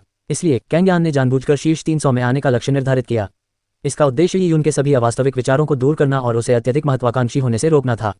कैंग यान को कभी उम्मीद नहीं थी कि इतना कठिन लक्ष्य निर्धारित करने के बाद यून तुरंत जरूर कहकर सहमत हो जाएगी। कांग यान को उम्मीद थी कि यून गुस्से में भड़क उठेगा। उसे यह उम्मीद बिल्कुल नहीं थी कि वह तुरंत मान जाएगा। क्या वह इतना आत्मविश्वासी था? कैंग यान थोड़ा अचंभित रह गया।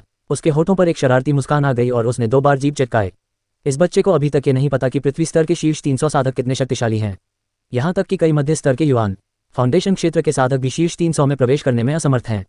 इसे कम आंकना केवल दुखदायी ही होगा। ये सोचकर कैंग यान को तसल्ली मिली। ये यून को कुछ असफलताओं का सामना करने देना अच्छा था, ताकि वह ये न सोचने लगे कि वह हर दिन सब कुछ खुद कर सकता है। ताया दिव्यनगर के नगर प्रमुख के जन्मदिन के भोज का दिन तेजी से नजदीक आ रहा था। उस दोपहर ताया दिव्यनगरी के ऊपर एक विशालकाय हवाई यान उड़ रहा था। यह हवाई यान लगभग 2000 फीट लंबा था और पूरी तरह से काले शिल्कों से ढका हुआ था।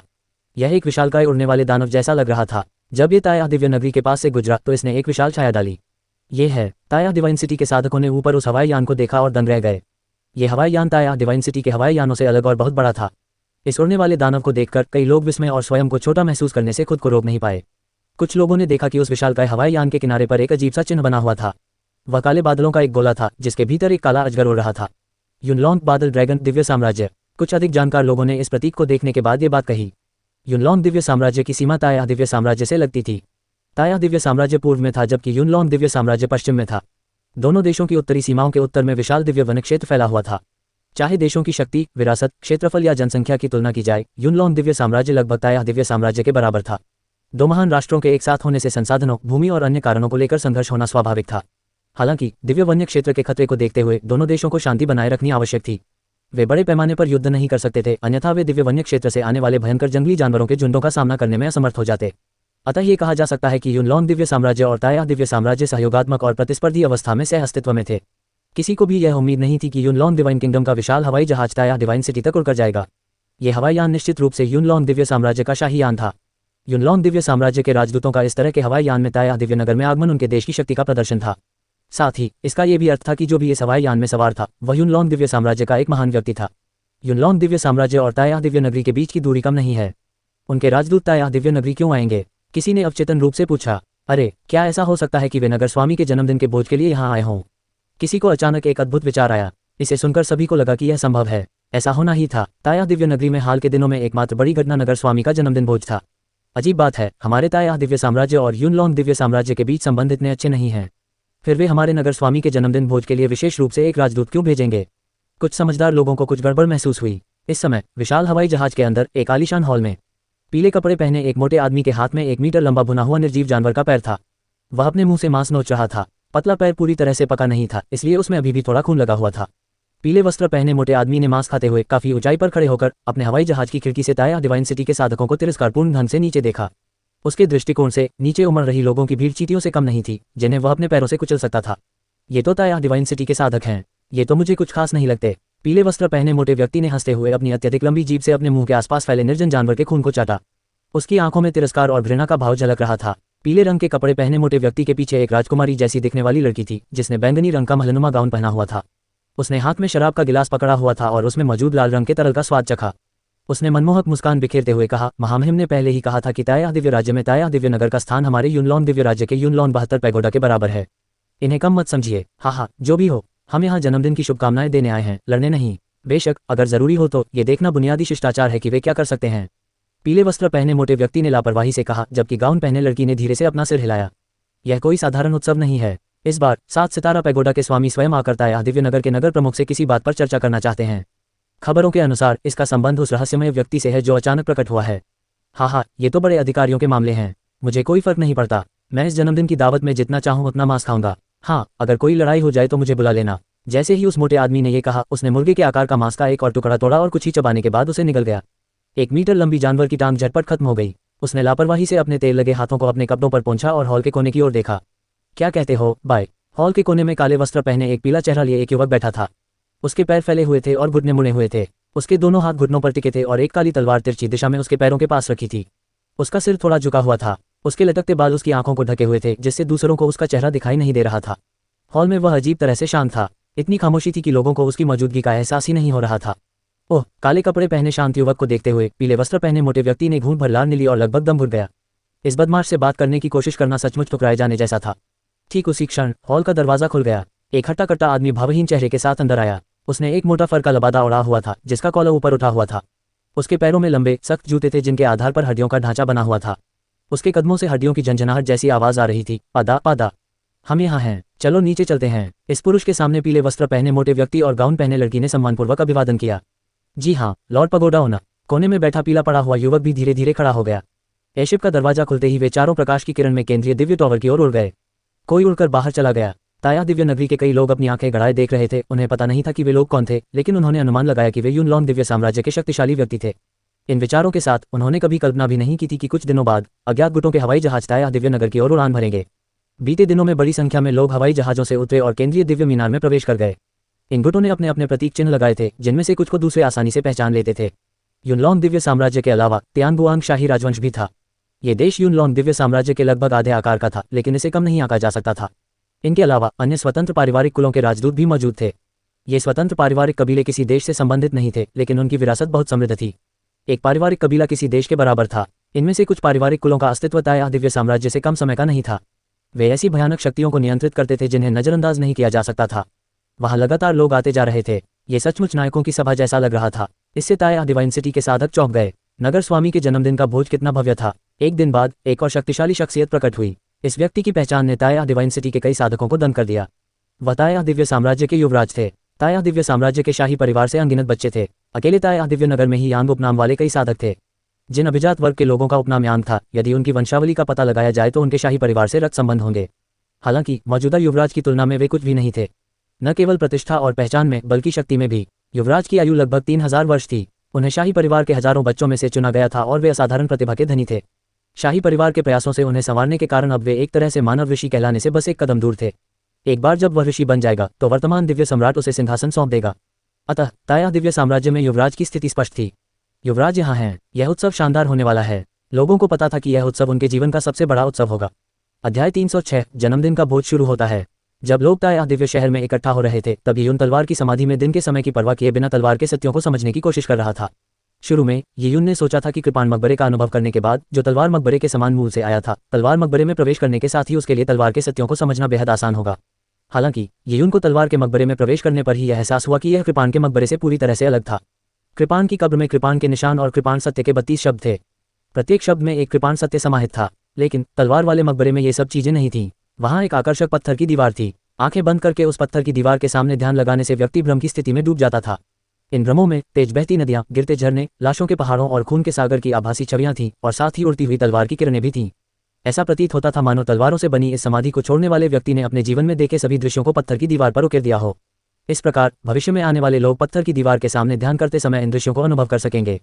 तलवार की कब्र के मालिक ने तलवार के मार्ग को समझने के दौरान ये चीजें देखीं। यून ने बैंगनी क्रिस्टल की ऊर्जा दृष्टि खोली और उसके दिमाग में एक प्रकाश कौंध गया। तलवार मकबरे के स्वामी ने वे सभी चित्र देखे थे जिनसे उन्हें अपनी तलवार की भावना को समझने में मदद मिली, इसलिए उन्होंने अपनी तलवार की भावना को उन दृश्यों में छोड़ दिया जिससे भविष्य के लोग उन पर विचार कर सकें। यून ने प्योयांग स्वॉर्ड पैलेस में 10 महीने बिताए थे और वह प्योयांग स्वॉर्ड पैलेस के स्वामी की तलवार की शक्ति को समझने में असफल रहा था। हालांकि इससे यून को तलवार से जुड़े सिद्धांतों की गहरी समझ प्राप्त हो गई थी। इसके मूल से सबसे करीब से जुड़े सबसे कठिन तलवार संबंधी सत्यों को आजमाने के बाद और फिर अपेक्षाकृत आसान तलवार संबंधी सत्य पर अंतर्दृष्टि प्राप्त करने का प्रयास करने के बाद ये बहुत आसान था। यदि यह कहा जाए कि प्योयांग स्वॉर्ड पैलेस में छोड़ी गई स्वॉर्ड इंटेंट एक ऊंचे पहाड़ की तरह है जिस पर चढ़ना बहुत मुश्किल है, तो स्वॉर्ड टूम में छोड़े गए स्वॉर्ड ट्रुथ उस ऊंचे पहाड़ पर चढ़ने के लिए इस्तेमाल की जाने वाली पत्थर की सीढ़ियों की तरह हैं। ये यून एक एक सीढ़ी करके ऊपर चढ़ती गई। समय बीतता गया। ये यून को पता ही नहीं चला कि तलवार समाधि में ध्यान करते हुए कितना समय बीत गया। वह एक पुनर्तः दिव्य अवस्था में प्रवेश कर चुका था, आध्यात्मिक रूप से प्रकृति के साथ एकात्म हो चुका था। शुद्धयान तलवार महल से मिले तलवार के भयावह निशान ये यून के दिमाग में लगातार गूंज रहे थे। ऐसा लग रहा था मानो तलवार के वे विशाल निशान ये यून के दिमाग में खुदे हुए हों और धीरे धीरे तलवार की कब्र के अंदर से दिखने वाली छवियों के साथ घुल मिल रहे हों। पता नहीं कब जंग लगी टूटी तलवार ये यून के हाथों में आ गई। टूटी तलवार से एक ठंडी बर्फीली अनुभूति निकल रही थी जिससे ये यून का दिमाग और भी स्पष्ट हो गया। उसने धीरे धीरे तलवार को लहराया मानो वह अदृश्य मकड़ी के जालों पर वार कर रहा हो। एक के बाद एक वार पूरी तरह से बेतरतीब लग रहे थे, लेकिन मायावी दुनिया में ये यून ने मानो एक झरने को चीर दिया हो, एक नदी को दो भागों में बांट दिया हो और काल्पनिक कृपाण की किरण और तलवार की परछाइयां एक दूसरे के साथ गुंथी हुई प्रतीत हो रही थीं। जब ये यून तलवार को समझने की कोशिश में एक तरह की समाधि जैसी अवस्था में थी, तब तक ताया दिव्य शहर में पहले से ही काफी चहल पहल थी। केंद्रीय दिव्य मीनार में मेहमानों के स्वागत के लिए एक स्थान था जिसका नाम शानदार कमरा था। ताया दिव्य नगर के नगर स्वामी का जन्मदिन भोज यहीं आयोजित किया जाना था। हालांकि भव्य कक्ष केंद्रीय दिव्य मीनार के हॉल में स्थित था, फिर भी प्रवेश करते ही फूल और बांस दिखाई देते थे। ये पौधे अनमोल खजाने थे और पौधों के बीच पन्ना हरा पानी शांत रूप से बहता था, मानो वह जैद की एक बेल्ट हो। यदि कोई अतिथि इस हरे भरे बांस के जंगल में कुछ पीना चाहता है तो वह बस बहते पानी में शराब के गिलास रख सकता है और उससे पी सकता है, और इसे घुमावदार नहर से पानी पीना के रूप में वर्णित किया जा सकता है। बांस के जंगल के पार छोटी छोटी सुंदर मेजें थीं। ये मेजें लगभग 1 फुट ऊंची थीं और इन पर केवल घुटने टेक कर ही बैठा जा सकता था। मेजों पर तरह तरह के उत्तम आध्यात्मिक भोजन रखे हुए थे। ये सभी अनमोल खजाने थे और बेहद महंगे थे। इन भोजनों में भरपूर मात्रा में युवांची ऊर्जा थी जिससे इन्हें खाने से साधना स्तर में वृद्धि होती थी। ताया दिव्य शहर के नगर प्रमुख के जन्मदिन भोज में उन छोटी छोटी मेजों पर बैठने के योग्य सभी लोग विभिन्न बड़े गुटों के महत्वपूर्ण व्यक्ति थे, और ताया डिवाइन सिटी के नगर प्रमुख और 7 स्टार पैगोडा के मालिक जैसे वीआईपी लोगों के लिए उन्हें पूरे हॉल के केंद्र में बहते पानी के पास बैठाया गया था। मेज के चारों ओर मंडप बने हुए थे। प्रत्येक पवेलियन में एक बड़ी मेज होती थी और प्रत्येक देश के सभी युवा अभिजात वर्ग के लोग यहीं बैठते थे। मेजबान ताया दिव्य साम्राज्य को छोड़कर अन्य सभी गुटों को केवल एक एक मंडप आवंटित किया गया था। पवेलियन में बैठने की अनुमति पाने वाले प्रत्येक गुट के सबसे मजबूत युवा थे। ताया दिव्य साम्राज्य के मंडप के लिए ताया दिव्य नगर के अपेक्षाकृत उत्कृष्ट साधकों का चयन किया गया था। उदाहरण के लिए स्वर्ग, पृथ्वी, मनुष्य की सम्मान सूची में से शीर्ष 30 प्रतिभाशाली और अन्य आयु समूहों के नेता। उदाहरण के लिए तीसरे वर्ष के साधक ली हॉन्ग, दूसरे वर्ष के साधक चू शियाओरान और क्यून्यू, और इस वर्ष के बैच के शीर्ष 3 नवोदित साधक लूजी, वेन्यू और एक छोटा मोटा युवक। अरे ये यून यहाँ क्यों नहीं है? ताया दिव्य साम्राज्य की युवा पीढ़ी 6 मंडपों में बंटी हुई थी। वेन्यू, लूजी, क्यून्यू और चू शियाओरान एक साथ बैठे थे। लूजी ने आसपास का जायजा लिया और पाया कि यून वहां मौजूद नहीं थी। इससे लूजी हैरान रह गई। ये यून के कद को देखते हुए वह निश्चित रूप से यहाँ बैठने के योग्य था। मुझे नहीं पता, शायद वह एकांत प्रशिक्षण में हो, चू शियाओरान ने लापरवाही से कहा और इस बारे में कोई परवाह नहीं की। दरअसल ऐसे भोज में शामिल होना उसके लिए बिल्कुल व्यर्थ था। उसे शोर शराबा और चहल पहल पसंद नहीं थी। वह यहाँ केवल विभिन्न गुटों के युवा अभिजात वर्ग को समझने के लिए आई थी। अरे ये तो यून लॉन्ग दिव्य साम्राज्य के लोग हैं। इस समय तक विभिन्न गुटों के सबसे महत्वपूर्ण व्यक्ति उपस्थित नहीं थे।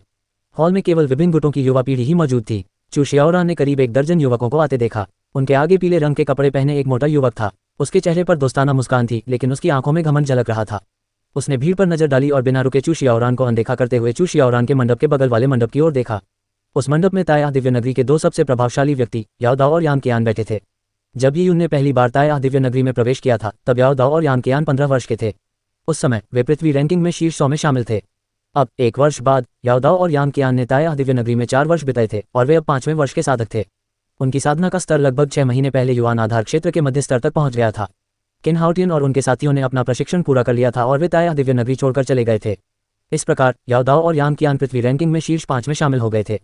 किन हाउटियन, लिशियाओ और उनके साथियों के बिना ताया डिवाइन सिटी में लुओ हुआर के अलावा 6ठे वर्ष के बहुत कम प्रतिभाशाली छात्र थे जो अपनी प्रतिभा का प्रदर्शन कर सकते थे। लेकिन लुओ हुआर ने कभी स्वर्ग या पृथ्वी की तकनीकों को चुनौती नहीं दी। किसी को नहीं पता था कि उसकी निर्जन स्वर्ग तकनीक के अलावा अन्य क्षेत्रों में वह कितनी शक्तिशाली थी।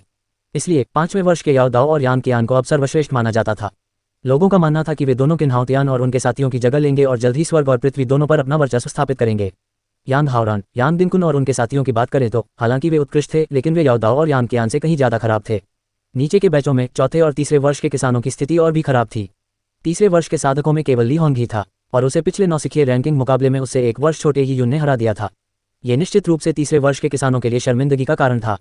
यूनलॉन्ग दिव्य साम्राज्य के पीले वस्त्रधारी मोटे व्यक्ति को जन्मदिन के भोज शुरू होने से पहले ही इस बात का सामान्य अंदाजा हो गया था कि ताया दिव्य शहर के साधकों में से कौन उत्कृष्ट थे।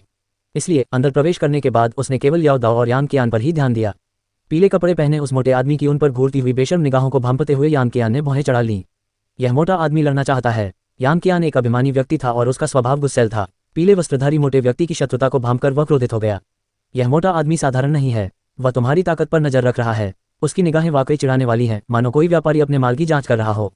यांग कियान के बगल में याओ दाओ ने शांत भाव से यह बात कही। उसका हाथ अनजाने में उसके शरीर के किनारे रखी छोटी तलवार को छू गया। यांग कियान, नगर प्रमुख के जन्मदिन के भोज में कुछ अचानक प्रस्तुतियां हो सकती हैं। यह विभिन्न गुटों के सभी युवा अभिजात वर्ग के लिए एक दूसरे के खिलाफ प्रतिस्पर्धा करने का अवसर होगा। अब जब वरिष्ठ किन नहीं रहे तो इस स्थिति को संभालने वाले शायद हम दोनों ही हैं। इसलिए यह मोटा आदमी तुम्हें परख रहा है। याओ दाओ ने तुरंत ही उस मोटे आदमी के इरादों का अंदाजा लगा लिया। यांग कियान ने धीमी आवाज में कहा, ठीक है, ये भी अच्छा है। यांग कियान चुनौतियों से नहीं डरता था। युवा पीढ़ी के बीच मुकाबला करना ही उसकी सबसे बड़ी ख्वाहिश थी। वह विशेष रूप से ताया दिव्य साम्राज्य के बाहर के युवा अभिजात वर्ग के साथ मुकाबला करने के लिए उत्सुक था। इसी क्षण भव्य कक्ष का दरवाजा खुला और कुछ परिचारकों के मार्गदर्शन में विभिन्न गुटों के महत्वपूर्ण व्यक्ति वहां पहुंचे। उनमें 2 नेता भी शामिल थे, जिनमें से एक हट्टा कट्टा आदमी था जिसने भारी फरका लबादा और हड्डियों से बने सैन्य जूते पहन रखे थे। वह युनलॉन्ग दिव्य साम्राज्य के 7 सितारा पैगोडा का स्वामी था। और दूसरा व्यक्ति हरे रंग का गाउन पहने एक अधेड़ उम्र का पुरुष था। वह खुश दिख रहा था, लेकिन उसकी तलवार जैसी बाहों से एक बेहद तीक्ष्ण आभा झलक रही थी। इस व्यक्ति में दमन का कोई आभास नहीं था। वास्तव में वह नश्वर संसार के किसी विद्वान की तरह प्रतीत होता था। ऐसा लगता था मानो वह ऋषियों के ग्रंथ पढ़ता हो, लेकिन शारीरिक रूप से अत्यंत दुर्बल था। वह ताया डिवाइन सिटी के नगर प्रमुख थे। अध्याय 307 चरवाहा लड़का। उस अधेड़ उम्र के विद्वान को प्रकट होते देख ताया डिवाइन सिटी के मंडपों में मौजूद कई युवा लड़के लड़कियों ने अपनी सांसें थमसी लीं। वेन यू, चू शियाओरान, क्यून्यू, यांग कियान, याओ दाओ, यहाँ तक कि सबसे अभिमानी प्रतिभाशाली लोग भी ताया दिव्य शहर के नगर स्वामी के सामने अत्यंत सम्मानजनक हो जाते थे, क्योंकि उन सभी के मन में उनके प्रति गहरी श्रद्धा थी। ये पहली बार था जब उनकी मुलाकात ताया डिवाइन सिटी के नगर प्रमुख से हुई थी। न केवल उनकी, बल्कि किन हाउटियन और लिशियाओं में से किसी ने भी अतीत में नगर प्रमुख को देखने का अवसर नहीं पाया था। जैसे ही अधेड़ उम्र के विद्वान, 7 स्टार पैगोडा के मालिक और विभिन्न बड़े गुटों के महत्वपूर्ण व्यक्ति प्रवेश कर गए, मंडपों में मौजूद सभी युवा अभिजात वर्ग के लोग खड़े हो गए। इन महान हस्तियों को देखकर वे बेहद उत्साहित हो गए और साथ ही साथ उन पर एक तरह का दबाव भी महसूस हुआ। उन्होंने सोचा था कि महत्वपूर्ण व्यक्तियों के बैठते ही जन्मदिन का भोज शुरू हो जाएगा, लेकिन अप्रत्याशित रूप से ये लोग सीधे जल नहर को पार करते हुए सीधे भव्य कक्ष के एक तरफ के कक्षों में से एक में चले गए। शानदार कमरे में बातचीत के लिए अलग अलग कक्ष थे। उनके प्रवेश करते ही बगल वाले कक्ष के दरवाजे बंद हो गए। महत्वपूर्ण हस्तियों के समूह को बगल के कक्ष में गायब होते देख कनिष्ठ अधिकारी अधर में लटक गए और भ्रमित हो गए। क्या यह नगर प्रमुख का जन्मदिन भोज नहीं होना था? भोज की व्यवस्था हो चुकी थी, फिर भी ये महत्वपूर्ण व्यक्ति अपनी सीटों पर नहीं बैठे और तुरंत बातचीत के लिए बगल के एक कक्ष में चले गए। उस क्षण कई कनिष्ठ छात्र एक दूसरे की ओर देखने लगे। उन्हें समझ नहीं आ रहा था कि क्या करें। क्या बिल्ली है? युनलॉन्ग दिव्य साम्राज्य का पीले वस्त्रधारी मोटा व्यक्ति भोजन करने की योजना बना रहा था, लेकिन महत्वपूर्ण व्यक्तियों के न बैठने के कारण वह भोजन नहीं कर सका। क्या बात? युनलॉन्ग दिव्य साम्राज्य के अन्य युवा अभिजात वर्ग के मन में भी कई सवाल थे। तभी राजसी पोशाक पहने उस लड़की ने शांत भाव से कहा, शायद ये बातचीत ही इस जन्मदिन भोज का मुख्य उद्देश्य है। ... इस समय भव्य कक्ष के एक तरफ के कक्ष में विभिन्न गुटों के कई महत्वपूर्ण व्यक्ति बैठे हुए थे। सीटों को स्पष्ट रूप से 3 क्षेत्रों में विभाजित किया गया था। एक क्षेत्र का नेतृत्व एक अधेड़ उम्र के विद्वान कर रहे थे। उनके पीछे ताया दिव्य साम्राज्य से संबद्ध विभिन्न गुट थे। एक अन्य क्षेत्र का नेतृत्व 7 स्टार पैगोडा के स्वामी कर रहे थे। उनके पीछे युनलॉन्ग डिवाइन किंगडम से संबद्ध गुट थे। अंतिम क्षेत्र दक्षिण के 12 देशों का गठबंधन था। ये 12 देश ताया दिव्य साम्राज्य और युनलॉन्ग दिव्य साम्राज्य से छोटे थे। हालांकि इन 12 देशों के गठबंधन से वे अन्य 2 दिव्य साम्राज्यों के साथ त्रिपक्षीय गठबंधन बनाने के लिए पर्याप्त शक्तिशाली हो गए थे। और इन तीनों क्षेत्रों के बीच विभिन्न एकांतप्रिय पारिवारिक कबीले और कुछ बिखरे हुए छोटे देश स्थित थे। एक तरह से देखा जाए तो वे अंतिम शक्तिशाली गुट थे, लेकिन वे एकजुट नहीं थे। ये सरल वार्ता स्पष्ट रूप से परिभाषित शक्तियों के अनुसार आगे बढ़ेगी। ताया दिव्य साम्राज्य और युनलॉन्ग दिव्य साम्राज्य कई वर्षों से प्रतिद्वंद्वी थे। इन दोनों देशों के बीच लगातार तनाव बना रहता था, लेकिन दिव्य वन के निरंतर भय के कारण उन्होंने कभी युद्ध नहीं किया। इस समय ताया दिव्य नगर के नगर प्रमुख मेजबान की कुर्सी पर बैठे थे और उनके हाथों में एक स्क्रॉल था। यांग के जन्मदिन के भोज में आप सभी के आने से मैं सम्मानित महसूस कर रहा हूँ। आप सभी को यहाँ इसलिए बुलाया है क्योंकि हमें एक महत्वपूर्ण विषय पर चर्चा करनी है। मुझे आश्चर्य है कि क्या यहाँ उपस्थित सभी लोगों ने एक चरवाहे लड़के की कहानी सुनी है। जब अधेड़ उम्र के विद्वान बोल रहे थे तभी उन्होंने वह स्क्रॉल खोला जिसमें एक चित्र था। तस्वीर में एक युवक हरी गाय पर सवार था। उसके हाथ में पिकोलो एक प्रकार का वाद्य यंत्र था और उसने बांस की टोपी पहन रखी थी। उसने साधारण वस्त्र पहने थे और वह एक सुंदर युवा किसान लड़के जैसा दिख रहा था।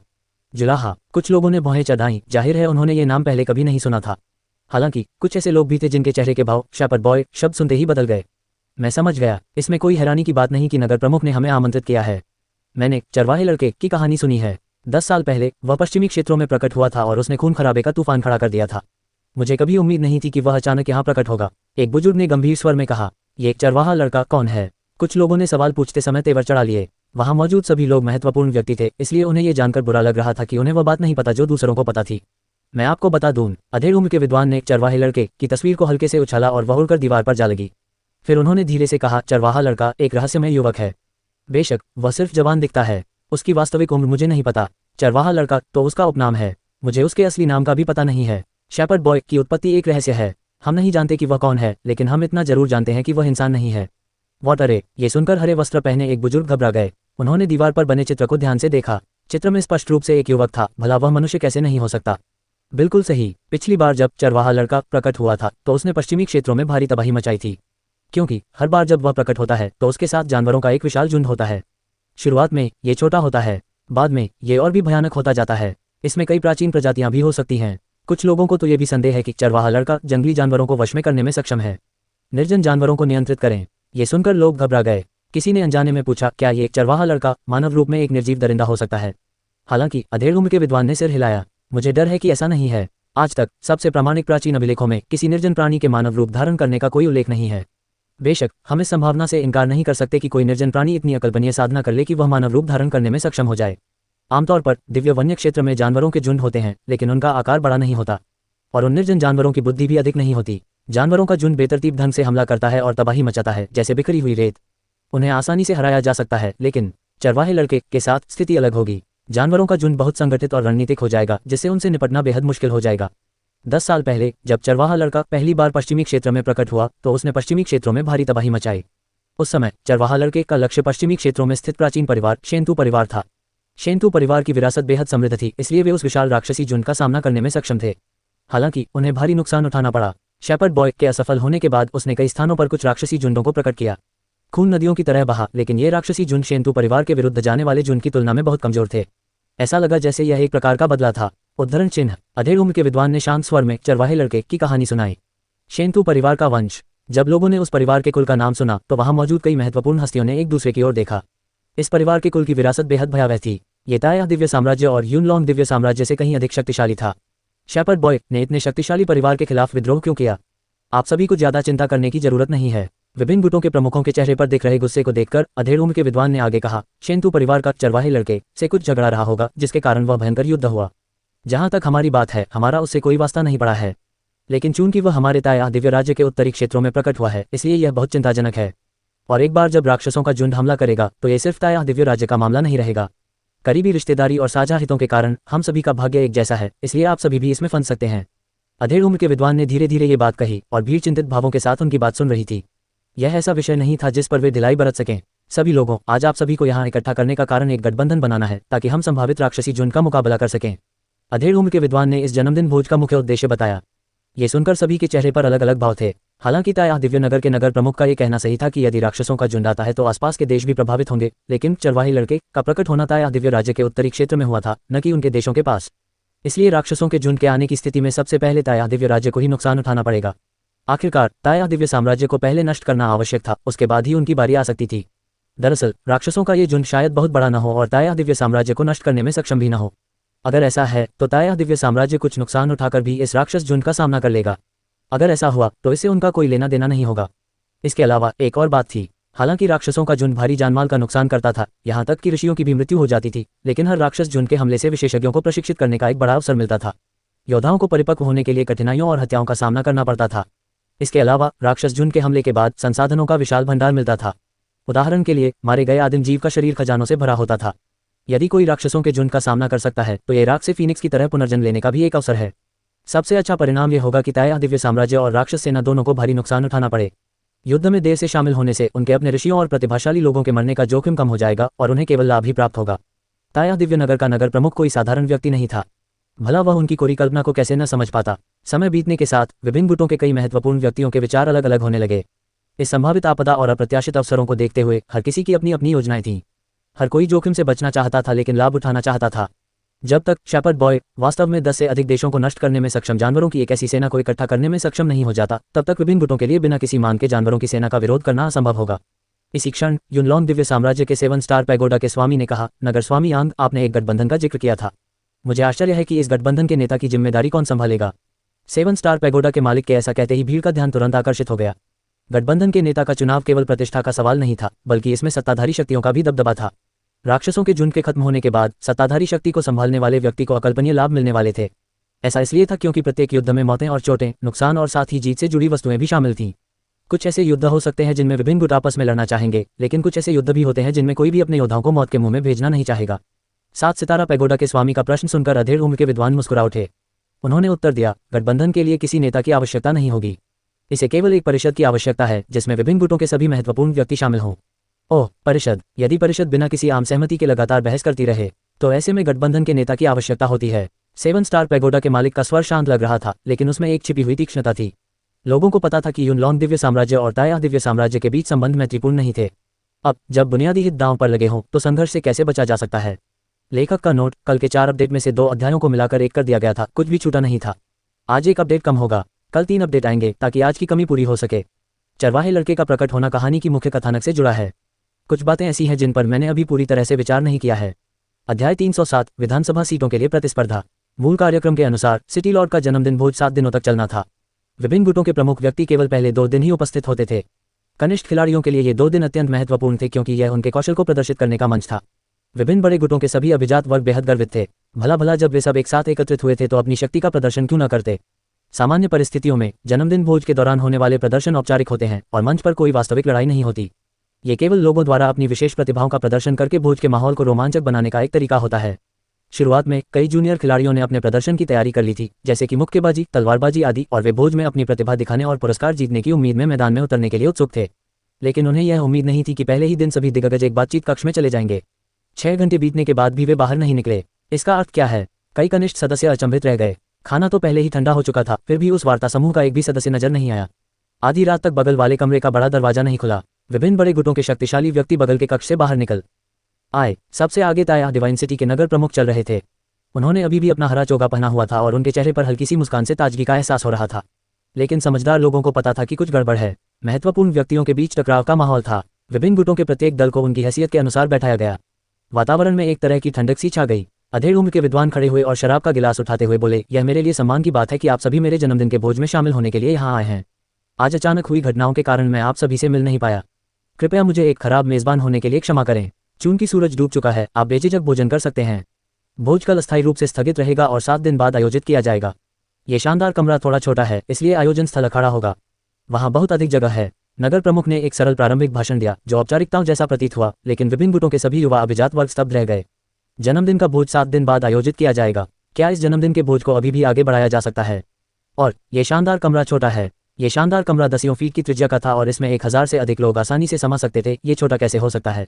और अधेड़ उम्र के विद्वान द्वारा अखाड़े में जाने की बात सुनकर वहां मौजूद कई कनिष्ठों में जोश की लहर दौड़ गई। विभिन्न गुटों के दिग्गज व्यक्तियों ने एक शब्द भी नहीं बोला, लेकिन उन्होंने स्पष्ट रूप से मौन स्वीकृति दे दी। इस जन्मदिन भोज का माहौल उदास था क्योंकि उपस्थित कनिष्ठों ने गंभीर वातावरण को महसूस किया। एक छोटे से गुट के एक प्रतिभाशाली युवक ने विशेष रूप से तलवारबाजी का प्रदर्शन तैयार किया था। जब सभी लोग 15 मिनट तक चुपचाप भोजन कर रहे थे तो वह और बर्दाश्त नहीं कर सका और अचानक उठकर घोषणा करने लगा कि वह जन्मदिन की दावत में मनोरंजन करने जा रहा है। विभिन्न बड़े गुटों के दिग्गज नेताओं में कोई दिलचस्पी नहीं थी। अपने बड़ों के उदास चेहरे देखकर किसी भी कनिष्ठ सदस्य का उत्साहवर्धन करने का मन नहीं था और न ही युवाओं से लड़ने के लिए आगे आने का। असहज माहौल के कारण युवक ने अंततः तलवारबाजी का प्रदर्शन बंद करने का फैसला किया। परिणामस्वरूप कोई अन्य कनिष्ठ व्यक्ति अपमानित होने के लिए आगे नहीं आया। पहले दिन का जन्मदिन भोज बेहद निराशाजनक माहौल में समाप्त हुआ। जन्मदिन की दावत समाप्त होने के बाद ताया दिव्य नगर के बुजुर्गों की एक बैठक हुई। जियांगे, कांग्यान, ग्रैंडमास्टर युहुआ और अन्य दिव्य नगर के बुजुर्ग नगर स्वामी को देख रहे थे। स्थिति कैसी है? बुजुर्ग लोग बातचीत के लिए बगल वाले कमरे में नहीं गए, इसलिए उन्हें बातचीत के नतीजों का पता नहीं था। उन्होंने सिर्फ इतना महसूस किया कि जन्मदिन की दावत का माहौल गंभीर था, इसलिए उन्होंने अनुमान लगाया कि नतीजा अच्छा नहीं होगा। हम आम सहमति पर नहीं पहुंच पाए। मुख्य समस्या अधिकार क्षेत्र को लेकर है। उद्धरण चिन्ह। अधेड़ उम्र के विद्वान ने धीरे से सिर हिलाया।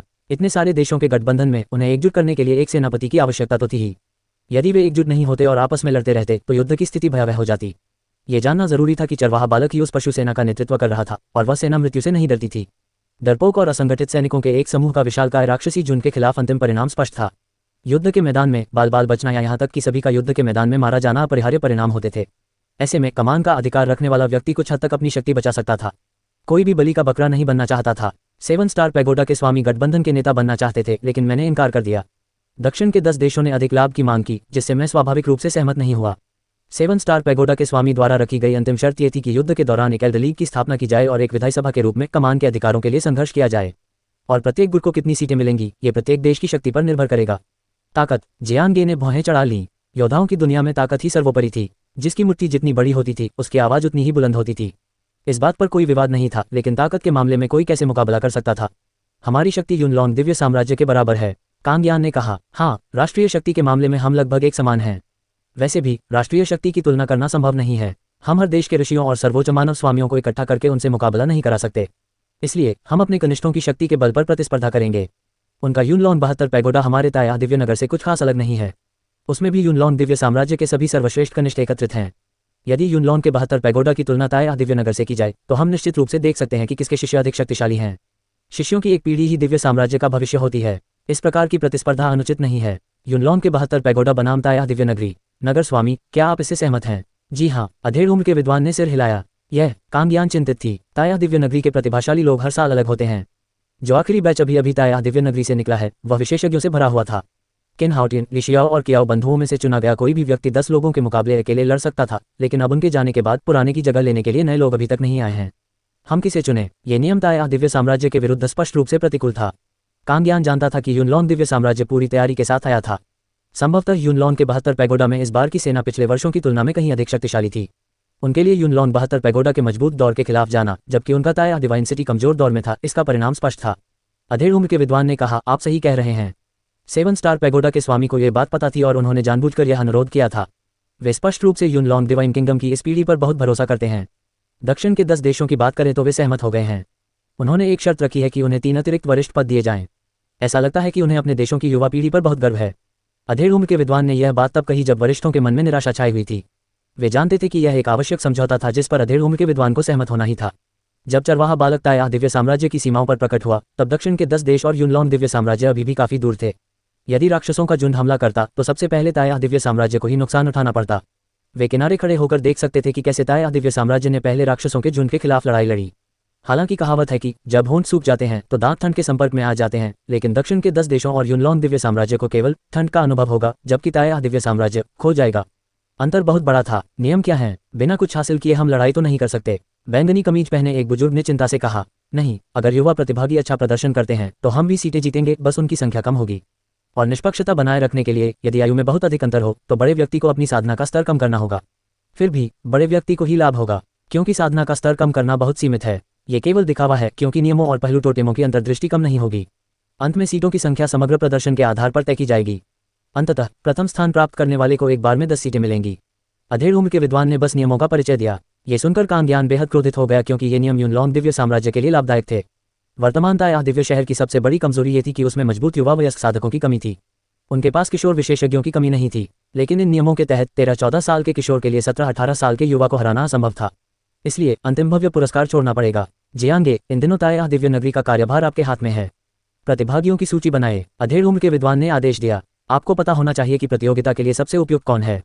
प्रतिभागियों की सूची तैयार करते समय न केवल पृथ्वी क्रम रैंकिंग बल्कि आयु को भी ध्यान में रखना आवश्यक था। यहाँ तक कि छठे वर्ष के साधक जो पृथ्वी क्रम रैंकिंग में शीर्ष 30 में स्थान रखते थे भी प्रतिस्पर्धा में भाग नहीं ले सके, क्योंकि वे बहुत कमजोर थे। लेकिन वेन यू और लू जी की बात करें तो ये नौसिखिए विशेषज्ञ जिनकी अर्थ रोल रैंकिंग में केवल 3000-4000वीं रैंक थी, प्रतियोगिता में भाग ले सकते थे। जियांगे ने कहा, ये यून, चू शियाओरान और क्यून्यू तीनों ही सर्वश्रेष्ठ विशेषज्ञ हैं। उनके साथ 14 वर्ष की आयु वर्ग में हमें निश्चित रूप से लाभ होगा। लेकिन 5वें और छठे वर्ष के साधकों की कमी है। केवल एक लड़की है जिसका नाम लुओहुआर है। उसके बारे में कुछ पता नहीं है और उसने कभी पृथ्वी या स्वर्ग की लड़ाई में भाग नहीं लिया है, इसलिए हम नहीं जानते कि वह कितनी शक्तिशाली है। पुरुष रैंकिंग में प्रथम स्थान पर काबिज लुहुआएं की ताकत हमेशा से एक रहस्य बनी हुई थी। अब जियांगे को केवल लुहुआएं से ही सुखद आश्चर्य की उम्मीद थी। अध्याय 308, ये यून का एकांतवास प्रशिक्षण से बाहर आना। राक्षसी सेना के विरुद्ध विभिन्न बड़े गुटों के गठबंधन और सभा सीटों के लिए होड़ की खबर तेजी से फैल गई। विभिन्न बड़े गुटों के युवा शिष्यों को भी इस जानकारी से अवगत कराया गया। उन्हें अंततः पता चल गया कि ताया दिव्य शहर के नगर प्रमुख ने जन्मदिन की दावत का आयोजन क्यों किया था और इसे अचानक बीच में ही क्यों रोक दिया गया था। जन्मदिन की दावत महज एक बहाना थी। असली वजह गठबंधन के लिए बातचीत करना था। शुरू में इस वजह को गुप्त रखा गया था, इसीलिए जन्मदिन की दावत का झूठ बोलना पड़ा। सीटों के लिए प्रतिस्पर्धा का मामला अत्यंत महत्वपूर्ण था। हर गुट ने अपनी तैयारियां शुरू कर दी। आप में से कुछ ही लोग हमारे बायुए पर्वतीय परिवार वंश के सर्वश्रेष्ठ युवा हैं। मैं आपसे इस गठबंधन रैंकिंग प्रतियोगिता का चैंपियन बनने की अपेक्षा नहीं करता, नहीं मैं आपसे शीर्ष 10 में आने का अनुरोध करता हूं। यदि आप में से कोई भी हमारे बायुए पर्वतीय परिवार वंश में एक भी स्थान जीत लेता है तो अगले कुलपति का उम्मीदवार लगभग निर्धारित हो जाएगा।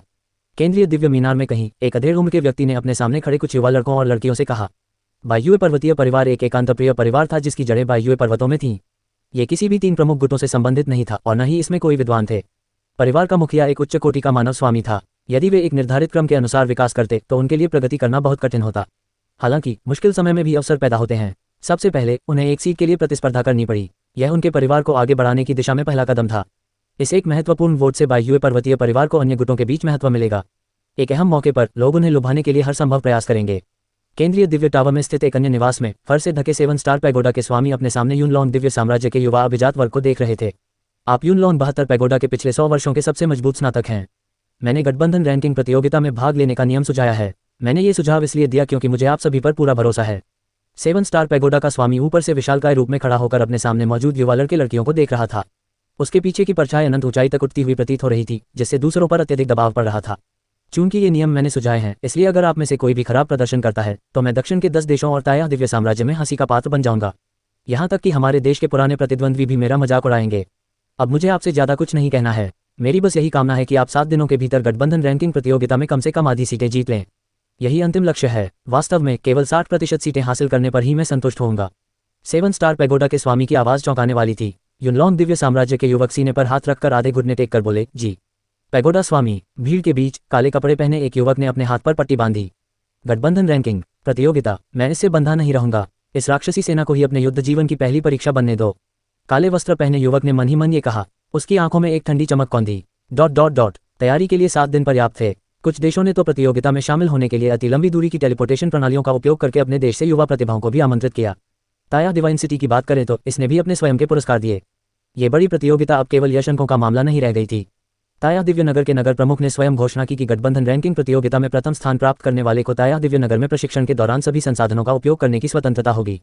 उन्हें काउंट की उपाधि भी प्रदान की जाएगी। सोनगर उनकी जागीर के रूप में दिए जाएंगे और भविष्य में वे शाही परिवार के विशेषाधिकारों का आनंद उठा सकेंगे। उदाहरण के लिए ताया पवित्र तकनीक के पूरे सेट को पढ़ना भी कोई समस्या नहीं थी। यह इनाम कुछ बड़ा चढ़ाकर पेश किया गया था, लेकिन चरवाहे लड़के का प्रकट होना ताया दिव्य साम्राज्य के अस्तित्व का सवाल था। ऐसे में इनाम देना समझ में आता था। बेशक गठबंधन रैंकिंग प्रतियोगिता में पहला स्थान प्राप्त करना ताया डिवाइन सिटी के साधकों के लिए बहुत मुश्किल था। इस समय ताया डिवाइन सिटी के प्रमुख नेता याओदाओ और यान कियान भी भारी दबाव का सामना कर रहे थे। ताया दिव्य नगरी में प्रवेश करते ही वे दोनों पुराने प्रतिद्वंद्वी बन गए थे। इस समय वे एक मचान में आमने सामने बैठे थे। पिछले 4 सालों से हम दोनों के बीच मतभेद रहे हैं। अब हमें कंधे से कंधा मिलाकर लड़ना होगा। यान कियान ने गहरी सांस ली। वह राजपरिवार से था, इसलिए देश और खुद के भाग्य से जुड़े इस मामले में उसे और अधिक प्रयास करना ही था।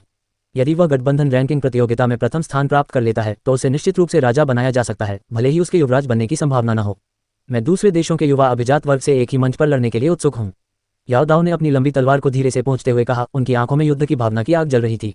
जिस क्षण सभी को यह सूचना मिली, उसी समय लुओ हुआ एर को लड़ाई के लिए निमंत्रण मिला। निमंत्रण को देखते ही लुओ हुआ के छोटे से चेहरे पर शिकन आ गई। गठबंधन रैंकिंग प्रतियोगिता। लुओ हुआ ने दुविधा में फंसी हुई सी खुद से बुदबुदाया, मिस, आप ताया डिवाइन सिटी का प्रतिनिधित्व क्यों नहीं करती और उनसे लड़कर उन्हें बुरी तरह क्यों नहीं पीटती? लुओ हुआ के बगल में एक बेहद उत्साहित नौकरानी डोंगर खड़ी थी, जो अपनी छोटी मुट्ठियों को लहराते हुए यह बात कह रही थी और ऐसे हाव भाव कर रही थी मानो वह किसी प्रतिद्वंद्वी से लड़ रही हो। डोंगर ने अक्सर लुओ हुआ को अपनी ताकत के बारे में शेखी बघारते हुए सुना था, जैसे कि राजा श्रेणी के निर्जन जानवर को अपने नंगे हाथों से फाड़ देना, तरह तरह के विशेषज्ञों को नष्ट कर देना इत्यादि। जब वह अपने शानदार अतीत का जिक्र करती थी तो लुओ हुआ एर अक्सर अंत में एक और पंक्ति जोड़ देती थी, यह मेरे लिए कुछ भी नहीं है, बहुत आसान है। डोंगर को अपनी मालकिन की राजा श्रेणी के निर्जन जानवर को अपने नंगे हाथों से चीर फाड़ करने की शक्ति पर पूरा भरोसा था और वह निश्चित रूप से विभिन्न देशों के सभी प्रतिभाशाली लोगों को धूल चटा देगी। चूंकि उसकी मालकिन को भी इस शोर शराबे में शामिल होना पसंद था और उसके दिखावे के स्वभाव को देखते हुए यह स्वाभाविक था कि वह इस अवसर को हाथ से जाने नहीं देगी। लेकिन डोंगर ने आगे जो हुआ उसकी कल्पना भी नहीं की थी। लुओ हुआ ने कुछ इरादे जताते हुए कहा, मैं निकम्मों से लड़ने की जहमत नहीं उठा सकती, इससे तो मेरी इज्जत ही कम होगी। ओह, डोंगर की आवाज़ अटक गई। कई बार लुओ हुआ लड़ाई से ठीक पहले तरह तरह के बहाने बनाती थी। उनसे लड़कर अपनी हैसियत कम करना लुओ हुआ का सबसे आम बहाना था। अरे छोड़ो भी, मैं इन जैसे लोगों के चक्कर में नहीं पड़ूंगी। रोजाना वीरान स्वर तकनीक का अभ्यास करना भी उबाऊ है, पर कोई बात नहीं। लुओ हुआ ने अपनी पीठ सीधी की, जिससे उसका सुगठित शरीर दिखाई दिया। मैं सोने जा रही हूँ, अगर कुछ न हो तो मुझे परेशान मत करना। मिस, ऐसा क्यों? डोंग एर ने तुरंत पूछा। उसकी आंखें चारों ओर घूम रही थीं, मानो उसने लुओ हुआ एर के चेहरे पर कुछ देख लिया हो। ताया दिव्य शहर के स्वर्ग और पृथ्वी के अभिलेखों में लुओ हुआ का नाम नहीं था। सम्मानों की पुरुष सूची में उनका ही प्रथम स्थान था। ये वाकई अजीब था कि उसकी मालकिन खुद को प्रदर्शित नहीं करती थी, जबकि उसमें अपने नंगे हाथों से एक राजा श्रेणी के निर्जन जानवर को चीर फाड़ करने की क्षमता थी। डोंगर चिंतित थी, लेकिन लुओ हुआ को इसमें जरा भी दिलचस्पी नहीं थी। उसने जम्हाई ली और डोंगर को नजरअंदाज करते हुए अपने कमरे में वापस चली गई। अपने बिस्तर पर बैठी लुओ हुआ चुपचाप और आलस से बैठी रही। फिर उसने धीरे से अपने कपड़े के बटन खोले और अपने गले में लटकी हुई एक ताबीज निकाली। यह एक सुरक्षा कवच था। जैसे ही उसने उस सुरक्षा कवच को छुआ, वह एक तरह से मदहोश हो गई।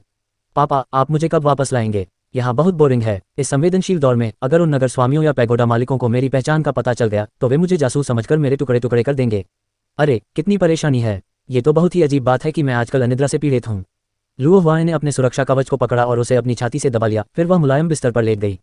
उसके बाल पूरे बिस्तर पर खिले हुए काले गुलाब की तरह फैले हुए थे। कुछ ही देर बाद कमरे में लुओ हुआ की शांत सांसें सुनाई देने लगीं। दिन एक एक करके बीतते गए। तैयारी के 7 दिनों के दौरान दक्षिण के 10 देशों ने गठबंधन रैंकिंग प्रतियोगिता के लिए अपने अपने देशों से लोगों को भेजा। ताया दिव्य शहर में अधिकाधिक अभिजात वर्ग एकत्रित हो रहा था। स्वर्ग के ये अभिमानी बच्चे अत्यंत अहंकारी थे। उनके गुटों के बीच व्याप्त प्रतिद्वंद्विता के कारण वे शांतिपूर्वक एक साथ कैसे रह सकते थे। इसके कुछ ही समय बाद ताया डिवाइनिटी के चारों ओर हर तरह का तनाव भड़क उठा। आमतौर पर एक छोटा सा मामला बढ़ जाता था, जिसके चलते संबंधित पक्ष अखाड़े में जाकर उससे निपटने के लिए समय तय करते थे। लड़ाई में हमेशा एक पक्ष जीतता और एक पक्ष हारता था। यदि एक पक्ष गलती से अधिक बल प्रयोग कर दूसरे को घायल कर देता तो शत्रुता और भी बढ़ जाती। बाद में घायल पक्ष के समर्थन में लोग खड़े होंगे, जिसके परिणामस्वरूप अखाड़े में एक और लड़ाई होगी। इस तरह गठबंधन रैंकिंग प्रतियोगिता शुरू होने से पहले ही कई झड़पें हुई। कई लोग घायल हुए और स्थिति और भी तनावपूर्ण हो गई। जल्द ही जब विभिन्न बड़े गुटों के अभिजात वर्ग आपस में मिलेंगे तो ऐसा लगेगा मानो वे आग और पानी की तरह एक दूसरे के बिल्कुल विपरीत हों। यह आम जनता के बीच एक भीषण लड़ाई से बस कुछ ही कदम दूर था। ताया डिवाइनिटी के लोगों को सबसे ज्यादा नुकसान हुआ। इसका मुख्य कारण यह था कि अन्य गुटों के लोग श्रेष्ठतम वर्ग के थे, जबकि ताया दिव्य नगर में कई साधारण शिष्य थे।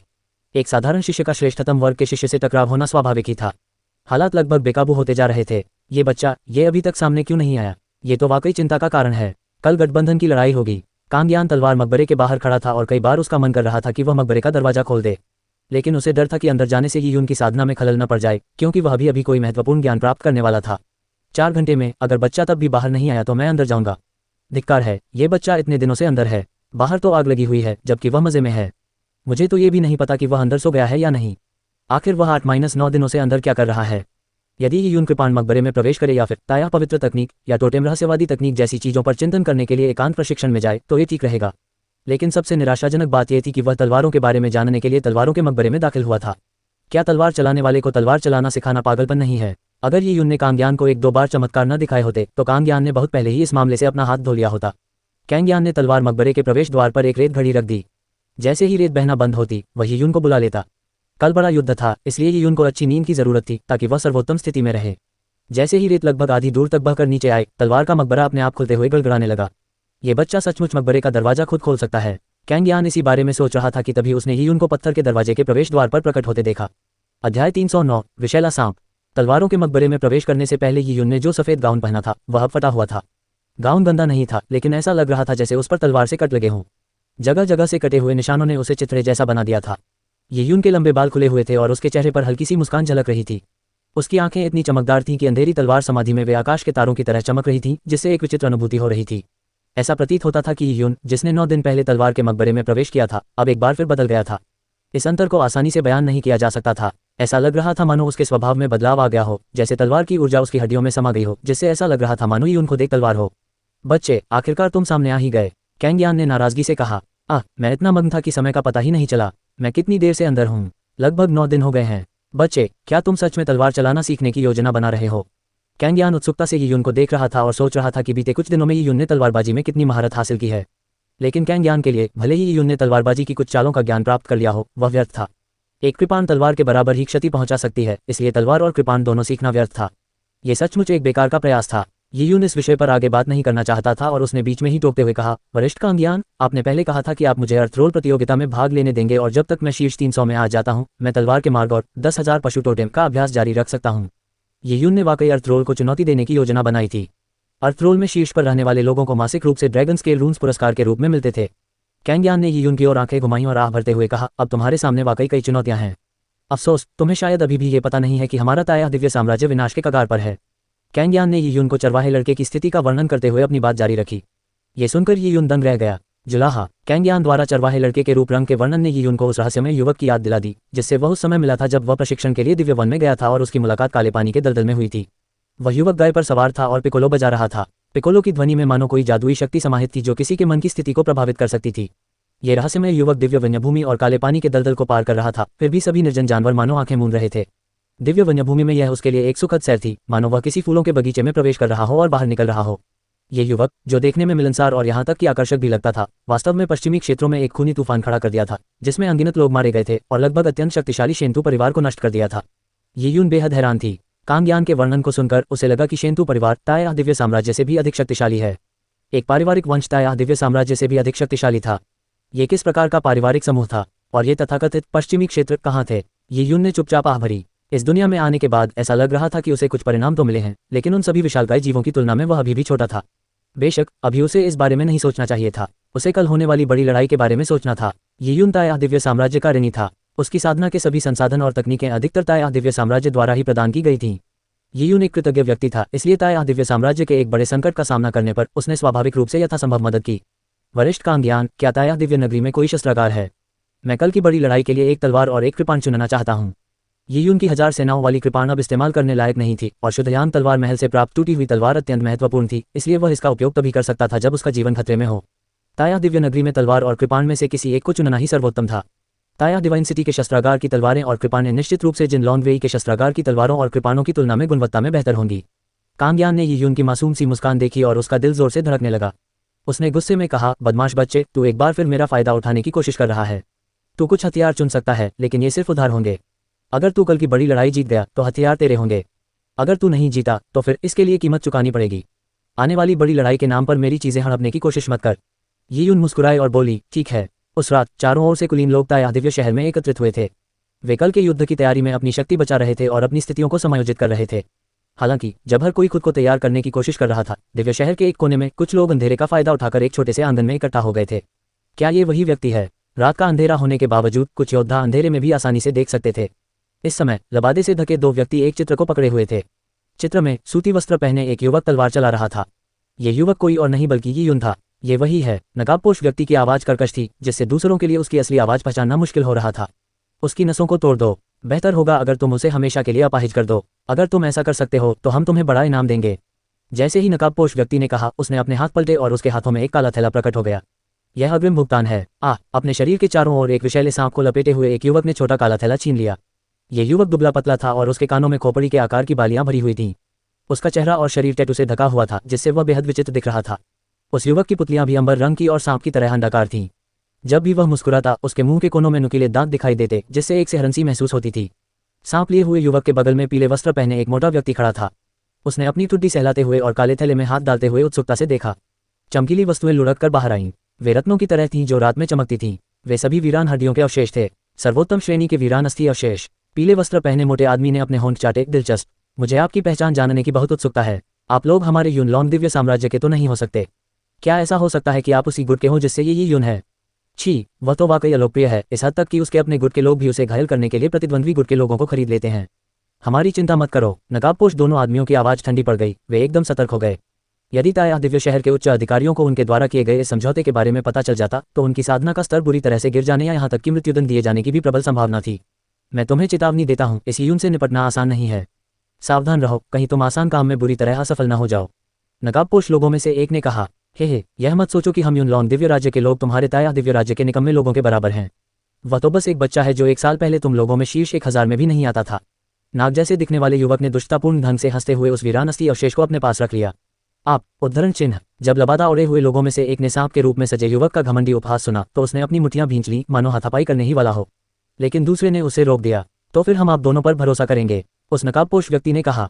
हाँ, ये क्रोध दर्शाता है कि आप वाकई ताया दिव्य नगरी के लोग हैं। चिंता मत करो, मैं वाई पर घातक प्रहार करने में माहिर हूँ। मैं इस मामले को संभाल लूंगा। इस प्रतिस्पर्धी मुकाबले में मृत्यु या अपंगता कोई असामान्य बात नहीं थी। आखिरकार असली कृपाणों और तलवारों से होने वाले द्वंद्व युद्ध में कई बार पूरी ताकत से किए जाते थे। ताया दिव्य शहर के आंतरिक युद्धों में भी जब लोग मृत्यु युद्ध से बचने की पूरी कोशिश करते थे, तब भी अखाड़े में मौतें होती थीं। प्रतिद्वंद्वी गुटों के बीच इस लड़ाई में संघर्ष और भी तीव्र और क्रूर होगा।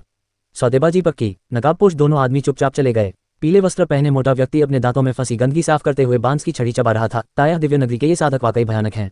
सामने एक विदेशी शत्रु होने के बावजूद वे अभी भी आपस में लड़ रहे हैं। हे, ईर्ष्या और नफरत एक भयानक शक्ति है। ये किसी व्यक्ति को पागल कर सकती है, जिससे वह परिणामों की परवाह किए बिना काम कर बैठता है। लेकिन यही सबसे अच्छा है। बिल्कुल, यह आपकी मर्जी है। पीले कपड़े पहने मोटे व्यक्ति को कोई आपत्ति नहीं थी। लेकिन ये दोनों कौन हैं? ये तो बड़े ही चालाक हैं। इन्होंने तो अपनी आवाज भी बदल ली है। सांप जैसे दिखने वाले व्यक्ति ने कहा। हे, उनमें से एक कांटेदार है। उसने सोचा था कि उसने अपना भेष अच्छी तरह से बदल लिया है, लेकिन उस नकली अंग में युआनची का कोई उतार चढ़ाव नहीं था, तो वह मुझे कैसे धोखा दे सकता था? ताया दिव्य नगरी में भले ही कई साधक हों, लेकिन एक हाथ वाले तो बहुत कम हैं। उसे ढूंढना तो बहुत आसान होगा। उस मोटे आदमी ने यह कहते ही अपने होठों पर एक भयावह मुस्कान बिखेर दी। ... अगली सुबह आकाश जगमगा उठा और ताया दिव्य नगरी के ऊपर शुरुआती सर्दियों की बर्फबारी होने लगी। नगर स्वामी के जन्मदिन के भोज और गठबंधन प्रतियोगिता में भाग लेने के लिए दूर दूर से लोग अखाड़े में इकट्ठा होने लगे। मैदान को खाली कर दिया गया था और मैदान भर में 10 लोगों के लिए मेजें लगाई गई थीं। सम्मान की सीटों पर विभिन्न बड़े गुटों की दिग्गज हस्तियों के लिए छोटी छोटी मेजें तैयार की गई थीं। मेजों पर उत्तम शराब और स्वादिष्ट व्यंजन परोसे गए थे। जन्मदिन की दावत का पैमाना 7 दिन पहले की दावत से 10 गुना से भी अधिक भव्य था। हालांकि उस अखाड़े में एक अलग ही भयावह माहौल था, जिसमें शानदार कमरे की भव्यता का अभाव था। यहाँ तक कि छुरी कांटे भी काले लोहे के बने थे। उनसे एक ऐसी भयावह अनुभूति होती थी मानो यह कोई जन्मदिन की दावत न हो। मध्य में स्थित दिव्य वन्य मंच पर एक विशेष व्यवस्था स्थापित की गई थी। दिव्य वन्य मंच पर चाहे कितनी भी हिंसक लड़ाई क्यों न हो, आसपास चल रहे जन्मदिन के भोज पर इसका जरा भी असर नहीं पड़ता था। लेकिन इस समय उपस्थित युवा अभिजात वर्ग के कई लोग भोजन करने के लिए पर्याप्त रूप से सहज नहीं थे। बेशक कुछ अपवाद भी थे। युनलॉन्ग डिवाइन किंगडम की तरफ पीले वस्त्र पहने एक मोटा व्यक्ति बुना हुआ मांस उठा रहा था और उसे खा रहा था, इस तथ्य की अनदेखी करते हुए कि जन्मदिन का भोज आधिकारिक तौर पर शुरू नहीं हुआ था। चूंकि सारे रिश्ते लगभग टूट चुके थे, इसलिए शिष्टाचार निभाने का कोई मतलब नहीं था। वैसे भी अगर उसकी भूख मिटी नहीं रही थी तो वह मंच पर लड़ने कैसे जाता। पीले वस्त्र पहने मोटे व्यक्ति के बगल में एक दुबला पतला टैटू वाला युवक खड़ा था। उसके शरीर पर एक विषैला सांप लिपटा हुआ था। उसकी आंखें किसी शिकार की तलाश में निकले सांप की तरह थीं। जब उसने देखा कि सूती कपड़े पहने एक युवक अखाड़े में प्रवेश कर रहा है, तभी वह हल्का सा मुस्कुराया और उसके मुंह के किनारों पर नुकीले तेज दांत दिखाई देने लगे। वाह, शिकार आ गया, ये तो वाकई ताज़ा और स्वादिष्ट है। जैसे ही उसने ये कहा, उसके बगल में बैठा मोटा व्यक्ति ने अपना सिर उठाया और यीयुन की ओर देखा। अरे सच में, बेचारा बच्चा, उसे अभी तक पता ही नहीं चला कि उसकी अपनी ही कंपनी ने उसे धोखा दिया है। हा हा हा। मोटे आदमी ने बेकाबू होकर हंसना शुरू कर दिया। उसका मुंह तेल से सना हुआ था। भीड़ में चलते हुए यीयुन की भौहें सिकुड़ गईं। उसे महसूस हुआ कि लोग उसे घूर रहे हैं। उसे अपना सिर घुमाने की जरूरत नहीं थी। बस अपनी ऊर्जा दृष्टि खोलकर वह पल भर में पीले कपड़े पहने मोटे आदमी और नागिन जैसे युवक पर निशाना साध सकता था। अरे, मैं इन दोनों को नहीं जानता, ये मुझे क्यों घूर रहे हैं। यीयुन ने अनजाने में अपनी अंतरस्थानिक अंगूठी को छुआ और उसमें वे हथियार थे जिन्हें यीयुन ने कल चुना था। लेखक का नोट, ये तीसरा अपडेट है। मैंने एक दिन पहले समय के अंतर को ठीक करने की कोशिश की थी, लेकिन असफल रहा। अध्याय 310, नेता। क्या बात है यीयुन? यीयुन को थोड़ी देर रुकते देख चू शियाओरान ने पूछा। कोई बात नहीं, बस कुछ लोग मुझ पर ही ध्यान दे रहे हैं। यीयुन ने बिना ज्यादा सोचे समझे कहा। आप पर ध्यान केंद्रित करना स्वाभाविक है। युनलॉन्ग डिवाइन किंगडम के लोग शायद पिछले साल की नवोदित रैंकिंग प्रतियोगिता में आपके प्रदर्शन के बारे में जानते होंगे। ताया डिवाइन सिटी का मुख्य प्रतिद्वंद्वी युनलॉन्ग साम्राज्य के 72 पैगोडा थे। जहां तक दक्षिणी 10 देशों की बात है, वे मुख्य रूप से अन्य छोटे गुटों का सामना कर रहे थे। यीयुन और चू शियाओरान अपनी अपनी सीटों पर जाकर बैठ गए। ताया डिवाइन सिटी के सभी संबंधित साधक वहां एकत्रित थे और चारों बड़ी मेजों पर बैठे हुए थे, और एल्डर कांग्यान उनके बीच बैठे थे। यीयुन ने मेजों के आसपास बैठे लोगों पर नजर डाली और उसने वेन्यू, क्यून्यू, यान कियान और याओदाओ को देखा। वहां यीयुन के प्रतिद्वंद्वी लीहोंग, यान दिनकुन और यान हाओरन भी थे। यान हाओरन ने भले ही अपना एक हाथ खो दिया हो, लेकिन उसकी ताकत अभी भी ताया डिवाइन सिटी के साधकों में शीर्ष पर थी, इसलिए स्वाभाविक रूप से उसका चयन हो गया। लेकिन यीयुन ने लुओ हुआ को नहीं देखा। ओह, लुओ हुआ नहीं आए। यीयुन के दृष्टिकोण से लुओ हुआ की वीरान स्वर तकनीक में असाधारण प्रतिभा को देखते हुए उसकी ताकत बहुत खराब नहीं होनी चाहिए। लुओ हुआ ने कहा कि उसमें युद्ध कौशल की कमी है, इसलिए वह ताया दिव्य नगर को शर्मिंदा नहीं करना चाहती। बगल में खड़े एक जानकार व्यक्ति ने कहा। यह सुनकर यीयुन चौंक गया। क्या ये शब्द लुओ हुआ जैसी लड़की कह सकती है? यीयुन को इस बारे में ज्यादा सोचने का समय नहीं मिला था कि तभी कांग्यान बोलने लगी। सब लोग ध्यान से सुनो, मैं आगे होने वाले बड़े युद्ध के नियमों का जिक्र करने जा रही हूँ। युनलॉन्ग दिव्य साम्राज्य के साथ हमारी लड़ाई में लड़ने वाले सभी लोगों को 8 समूहों में विभाजित किया जाएगा। 15 वर्ष से कम आयु वालों के लिए 4 समूह होंगे और 15 वर्ष से अधिक आयु वालों के लिए 4 समूह होंगे। प्रत्येक समूह के लिए एक नेता चुना जाएगा, जबकि शेष समूह सदस्य अग्रदूत होंगे। प्रत्येक समूह के नेता के पास 2 पद होंगे। नेता के हारने पर ये पद छीन लिए जाएंगे, इसलिए नेता का पद अत्यंत महत्वपूर्ण है। जहां तक अग्रदूतों की बात है, उनकी मुख्य भूमिका नेता की रक्षा करना है। वे नेता के लिए चुनौतियों का सामना करते हैं या विरोधियों की शक्ति का आकलन करने के लिए उपयोग किए जाते हैं। हर कोई सिर्फ एक बार ही हार सकता है। एक बार पराजित होने के बाद वे दोबारा लड़ने में सक्षम नहीं होंगे। विरोधी के नेता को हराने और सीटें हासिल करने के अलावा, अगर आप 15 वर्ष से कम आयु वर्ग, 15 वर्ष से अधिक आयु वर्ग और सभी प्रतिद्वंद्वियों को हराकर समग्र समूह में प्रथम स्थान प्राप्त करते हैं, तो हमें अतिरिक्त सीटें मिलेंगी। कांग्यान ने नियमों को संक्षेप में समझाते हुए कहा। सभी समझ गए कि केवल नेता ही आसानी से सराहनीय योगदान दे सकता है। अन्य लोगों को, हालांकि व्यंजनापूर्ण ढंग से अग्रदूत कहा जाता था, वास्तव में वे तोप का चारा या आगे की जानकारी जुटाने के लिए इस्तेमाल किए जाने वाले पत्थर थे। सबसे पहले मैं उन लोगों के नामों की घोषणा करूंगा जो नेता हैं। कांग्यान ने एक स्क्रॉल निकाला, जिसे देखकर वहां मौजूद युवा अभिजात वर्ग ने अपनी सांसें थाम लीं। आगे आने वाले मैच उनके लिए बहुत मायने रखते थे। ये स्वर्ग या पृथ्वी के सम्मानों की सूची को चुनौती देने से कहीं अधिक महत्वपूर्ण था। 15 वर्ष से कम आयु वर्ग के लिए नेता हैं चू शियाओरान, क्यून्यू, यीयुन और लीहोंग। कांग्यान हर नाम का जिक्र करने के बाद थोड़ी देर रुका। जब यीयुन का नाम लिया गया तो यान हाओरन ने अपनी मुट्ठी भींच ली। उस लड़के को नेता बना दिया गया। हालांकि वह यीयुन से नफरत करता था, लेकिन वह जानता था कि यीयुन का नेता बनना एक तर्कसंगत निर्णय था। चारों नेताओं में लीहोंग सबसे कमजोर थे, लेकिन उनके पास वास्तव में चुनने के लिए कोई और विकल्प नहीं था। वे वेन्यू या लू जी को नेता नहीं बना सके। लीहोंग ताया डिवाइन सिटी के तीसरे वर्ष के साधकों में सबसे श्रेष्ठ व्यक्ति थे। इसके बाद उपरोक्त 15 समूहों के नेता याओदाओ, हुआयू, फैंग है और यांग हाओरन होंगे। जब कांग्यान ने चारों नेताओं के नाम घोषित किए तो सभी चौंक गए। आखिर चल क्या रहा था? यांग कियान की शक्ति याओदाओ से थोड़ी ही कम थी, फिर भी पृथ्वी के सम्मान सूची में उसका नाम उत्कृष्ट था। यह आश्चर्य की बात थी कि उसे नेता नहीं बनाया गया। हुआयू, फैंग हाई और यांग हाओरन के पीछे क्या कारण था? मैं नेता हूँ, हाँ, मैं भी नेता हूँ।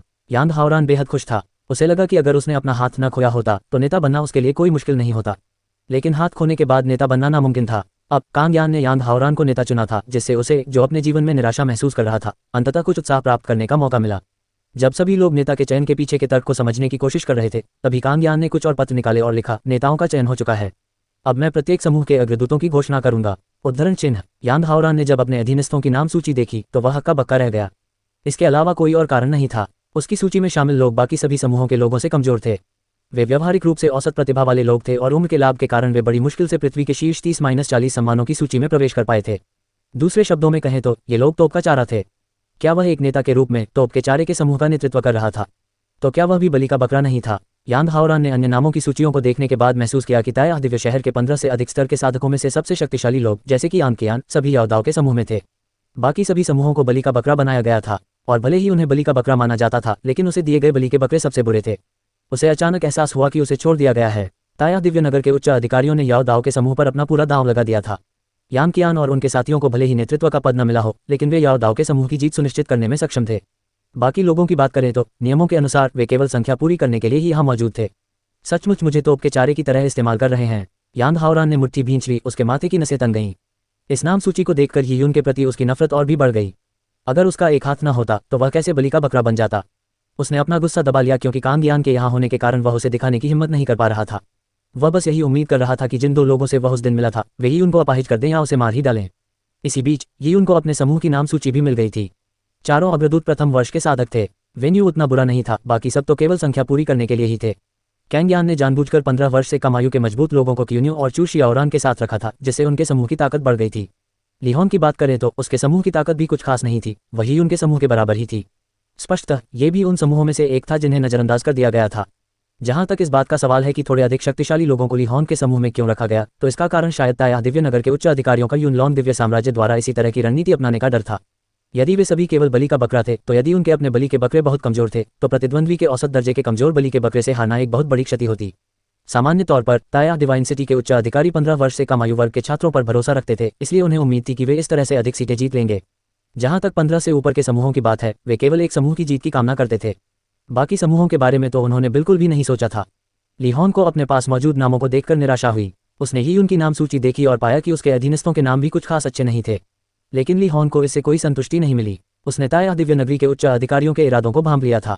शायद वे यियुन पर भरोसा करते थे, इसलिए उन्होंने यियुन के पास कमजोर अग्रदूतों को भेजा, इस उम्मीद में कि यियुन अकेले ही युद्ध का रुख मोड़ देगा। लिहोन ने दांत पीसते हुए कहा, ये बूढ़े मूर्ख लोग लोगों को कितना नीचा समझते हैं। हमें तोप का चारा समझकर यियुन को हीरो बना दिया। छी, हीरो बनना इतना आसान नहीं है। लिहोन ने युनलॉन दिव्य साम्राज्य की ओर देखा। वहां सांप जैसा दिखने वाला युवक लोगों से किसी बात पर चर्चा कर रहा था और हंसमुख अंदाज में बात करता हुआ प्रतीत हो रहा था। शांत स्वभाव वाले उस युवक को देखकर लिहोन ने 2 बार कुटिलता से हंसते हुए कहा, ताया दिव्य नगर की व्यवस्थाएं मेरी इच्छा के अनुरूप हैं। अब मेरी योजना को अंजाम देना और भी आसान हो जाएगा। यियुन, बस तुम इंतजार करो। उद्धरण चिन्ह। समूहों के गठन के बाद जन्मदिन का भोज शुरू हुआ। ताया दिव्य नगर के नगर प्रमुख ने नीली कमीज पहनी हुई थी और वे सम्मान की सीटों पर 7 स्टार पैगोडा के स्वामी के बगल में बैठे थे। उन्होंने विभिन्न गुटों के युवकों को मुस्कुराते हुए देखा। 7 स्टार पैगोडा के मालिक को ताया डिवाइन सिटी की समूह बनाने की विधियों के बारे में पहले से ही जानकारी थी और उन्होंने हंसते हुए कहा, नगर स्वामी यांग में वाकई बहुत साहस है।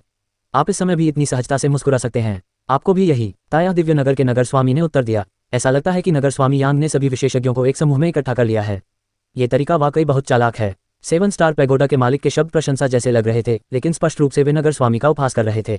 इस रणनीति को सम्मानजनक नहीं माना गया। नगर स्वामी ने हल्की सी मुस्कान बिखेरी, मानो उन्होंने 7 स्टार पैगोडा के मालिक का उपहास सुना ही न हो, और सहज भाव से आगे बढ़ते हुए कहा, आपकी प्रशंसा के लिए धन्यवाद। सब कुछ जीत के लिए है, इसलिए सैनिकों की तैनाती में कुछ रणनीति तो होनी ही चाहिए। दुर्भाग्यवश निरंकुश सत्ता के सामने कोई भी रणनीति बेकार है। 7 स्टार पैगोडा के स्वामी की मुस्कान ठंडी पड़ गई। तुम देखोगे कि मेरे युनलॉन 72 पैगोडा के शिष्य मैदान में विजय प्राप्त कर लेंगे। ओह, तो मुझे इसका इंतजार रहेगा। ... मैदान का माहौल किसी निर्णायक मुकाबले के लिए पूरी तरह तैयार था। जन्मदिन की दावत में सिर्फ कुछ प्रतीकात्मक व्यंजन ही परोसे गए थे। बहुत कम लोगों ने चॉपस्टिक का इस्तेमाल किया, क्योंकि सभी का ध्यान गठबंधन प्रतियोगिता पर केंद्रित था। यियुन अपने समूह के 4 लोगों को लेकर प्रतिभागियों के लिए आरक्षित बेंचों पर बैठ गया। युनलॉन दिव्य साम्राज्य के लोग उनके बगल में बैठे थे। इसी क्षण एक युवक, जिसका शरीर टैटू से भरा हुआ था और जिसके चारों ओर एक सांप लिपटा हुआ था, यियुन की ओर बढ़ा। यियुन, है ना? तुम नेता हो और मैं भी। खूब मजा आएगा। तुम्हारी 2 सीटें मैं ले लूंगी। दोनों पक्ष मैच में एक दूसरे को चुनौती देने के लिए स्वतंत्र थे। मैच स्वीकार करने का निर्णय दोनों पक्षों के नेताओं द्वारा लिया गया था। यदि कोई समझौता नहीं हुआ तो विरोधियों का चयन लॉटरी निकालकर किया जाएगा। यियुन को पहले से ही यह उम्मीद थी कि सर्प युवक उसे चुनौती देगा, लेकिन किससे लड़ना है इसकी उसे परवाह नहीं थी। चूंकि किसी ने उसे चुनौती दी थी, इसलिए उसने उसे स्वीकार कर लिया। ओह, तो चलिए देखते हैं कि क्या आप इसे संभालने की क्षमता रखते हैं। जब यून ने यह कहा तो उसके पीछे खड़ी वेन यू उछल पड़ी। उसके चेहरे पर कड़वाहट थी। तुमने चुनौती को बहुत आसानी से स्वीकार कर लिया। वह सीनियर यी, क्या आप जानते हैं कि वह कौन है? चूंकि उन्हें गठबंधन युद्ध में लड़ना था, इसलिए वेन यू जैसे लोगों ने लंबे समय से अपनी तैयारी कर रखी थी। उन्होंने अपने विरोधियों के बारे में जानकारी जुटाई थी। शरीर पर टैटू बनवाए इस युवक का उपनाम वाइपर था। वह निर्दयी और बेहद ताकतवर था। वह भी 15 वर्ष का हुआ था और उसकी साधना का स्तर युआन फाउंडेशन क्षेत्र तक पहुंच चुका था। वह यूनलॉन्ग दिव्य साम्राज्य के 15 वर्ष से कम आयु के सबसे बलवान व्यक्तियों में से एक था। वेन यू उसके जैसे दुष्ट व्यक्ति से लड़ना नहीं चाहती थी, क्योंकि उसे लगता था कि उसके सामने वह किसी विषैले सांप के सामने चूहे जैसी है। लेकिन उसके नेता ने वाइपर की चुनौती तुरंत स्वीकार कर ली थी। इससे वेन यू इतनी दुखी हो गई कि वह आंसू भी नहीं बहा सकी।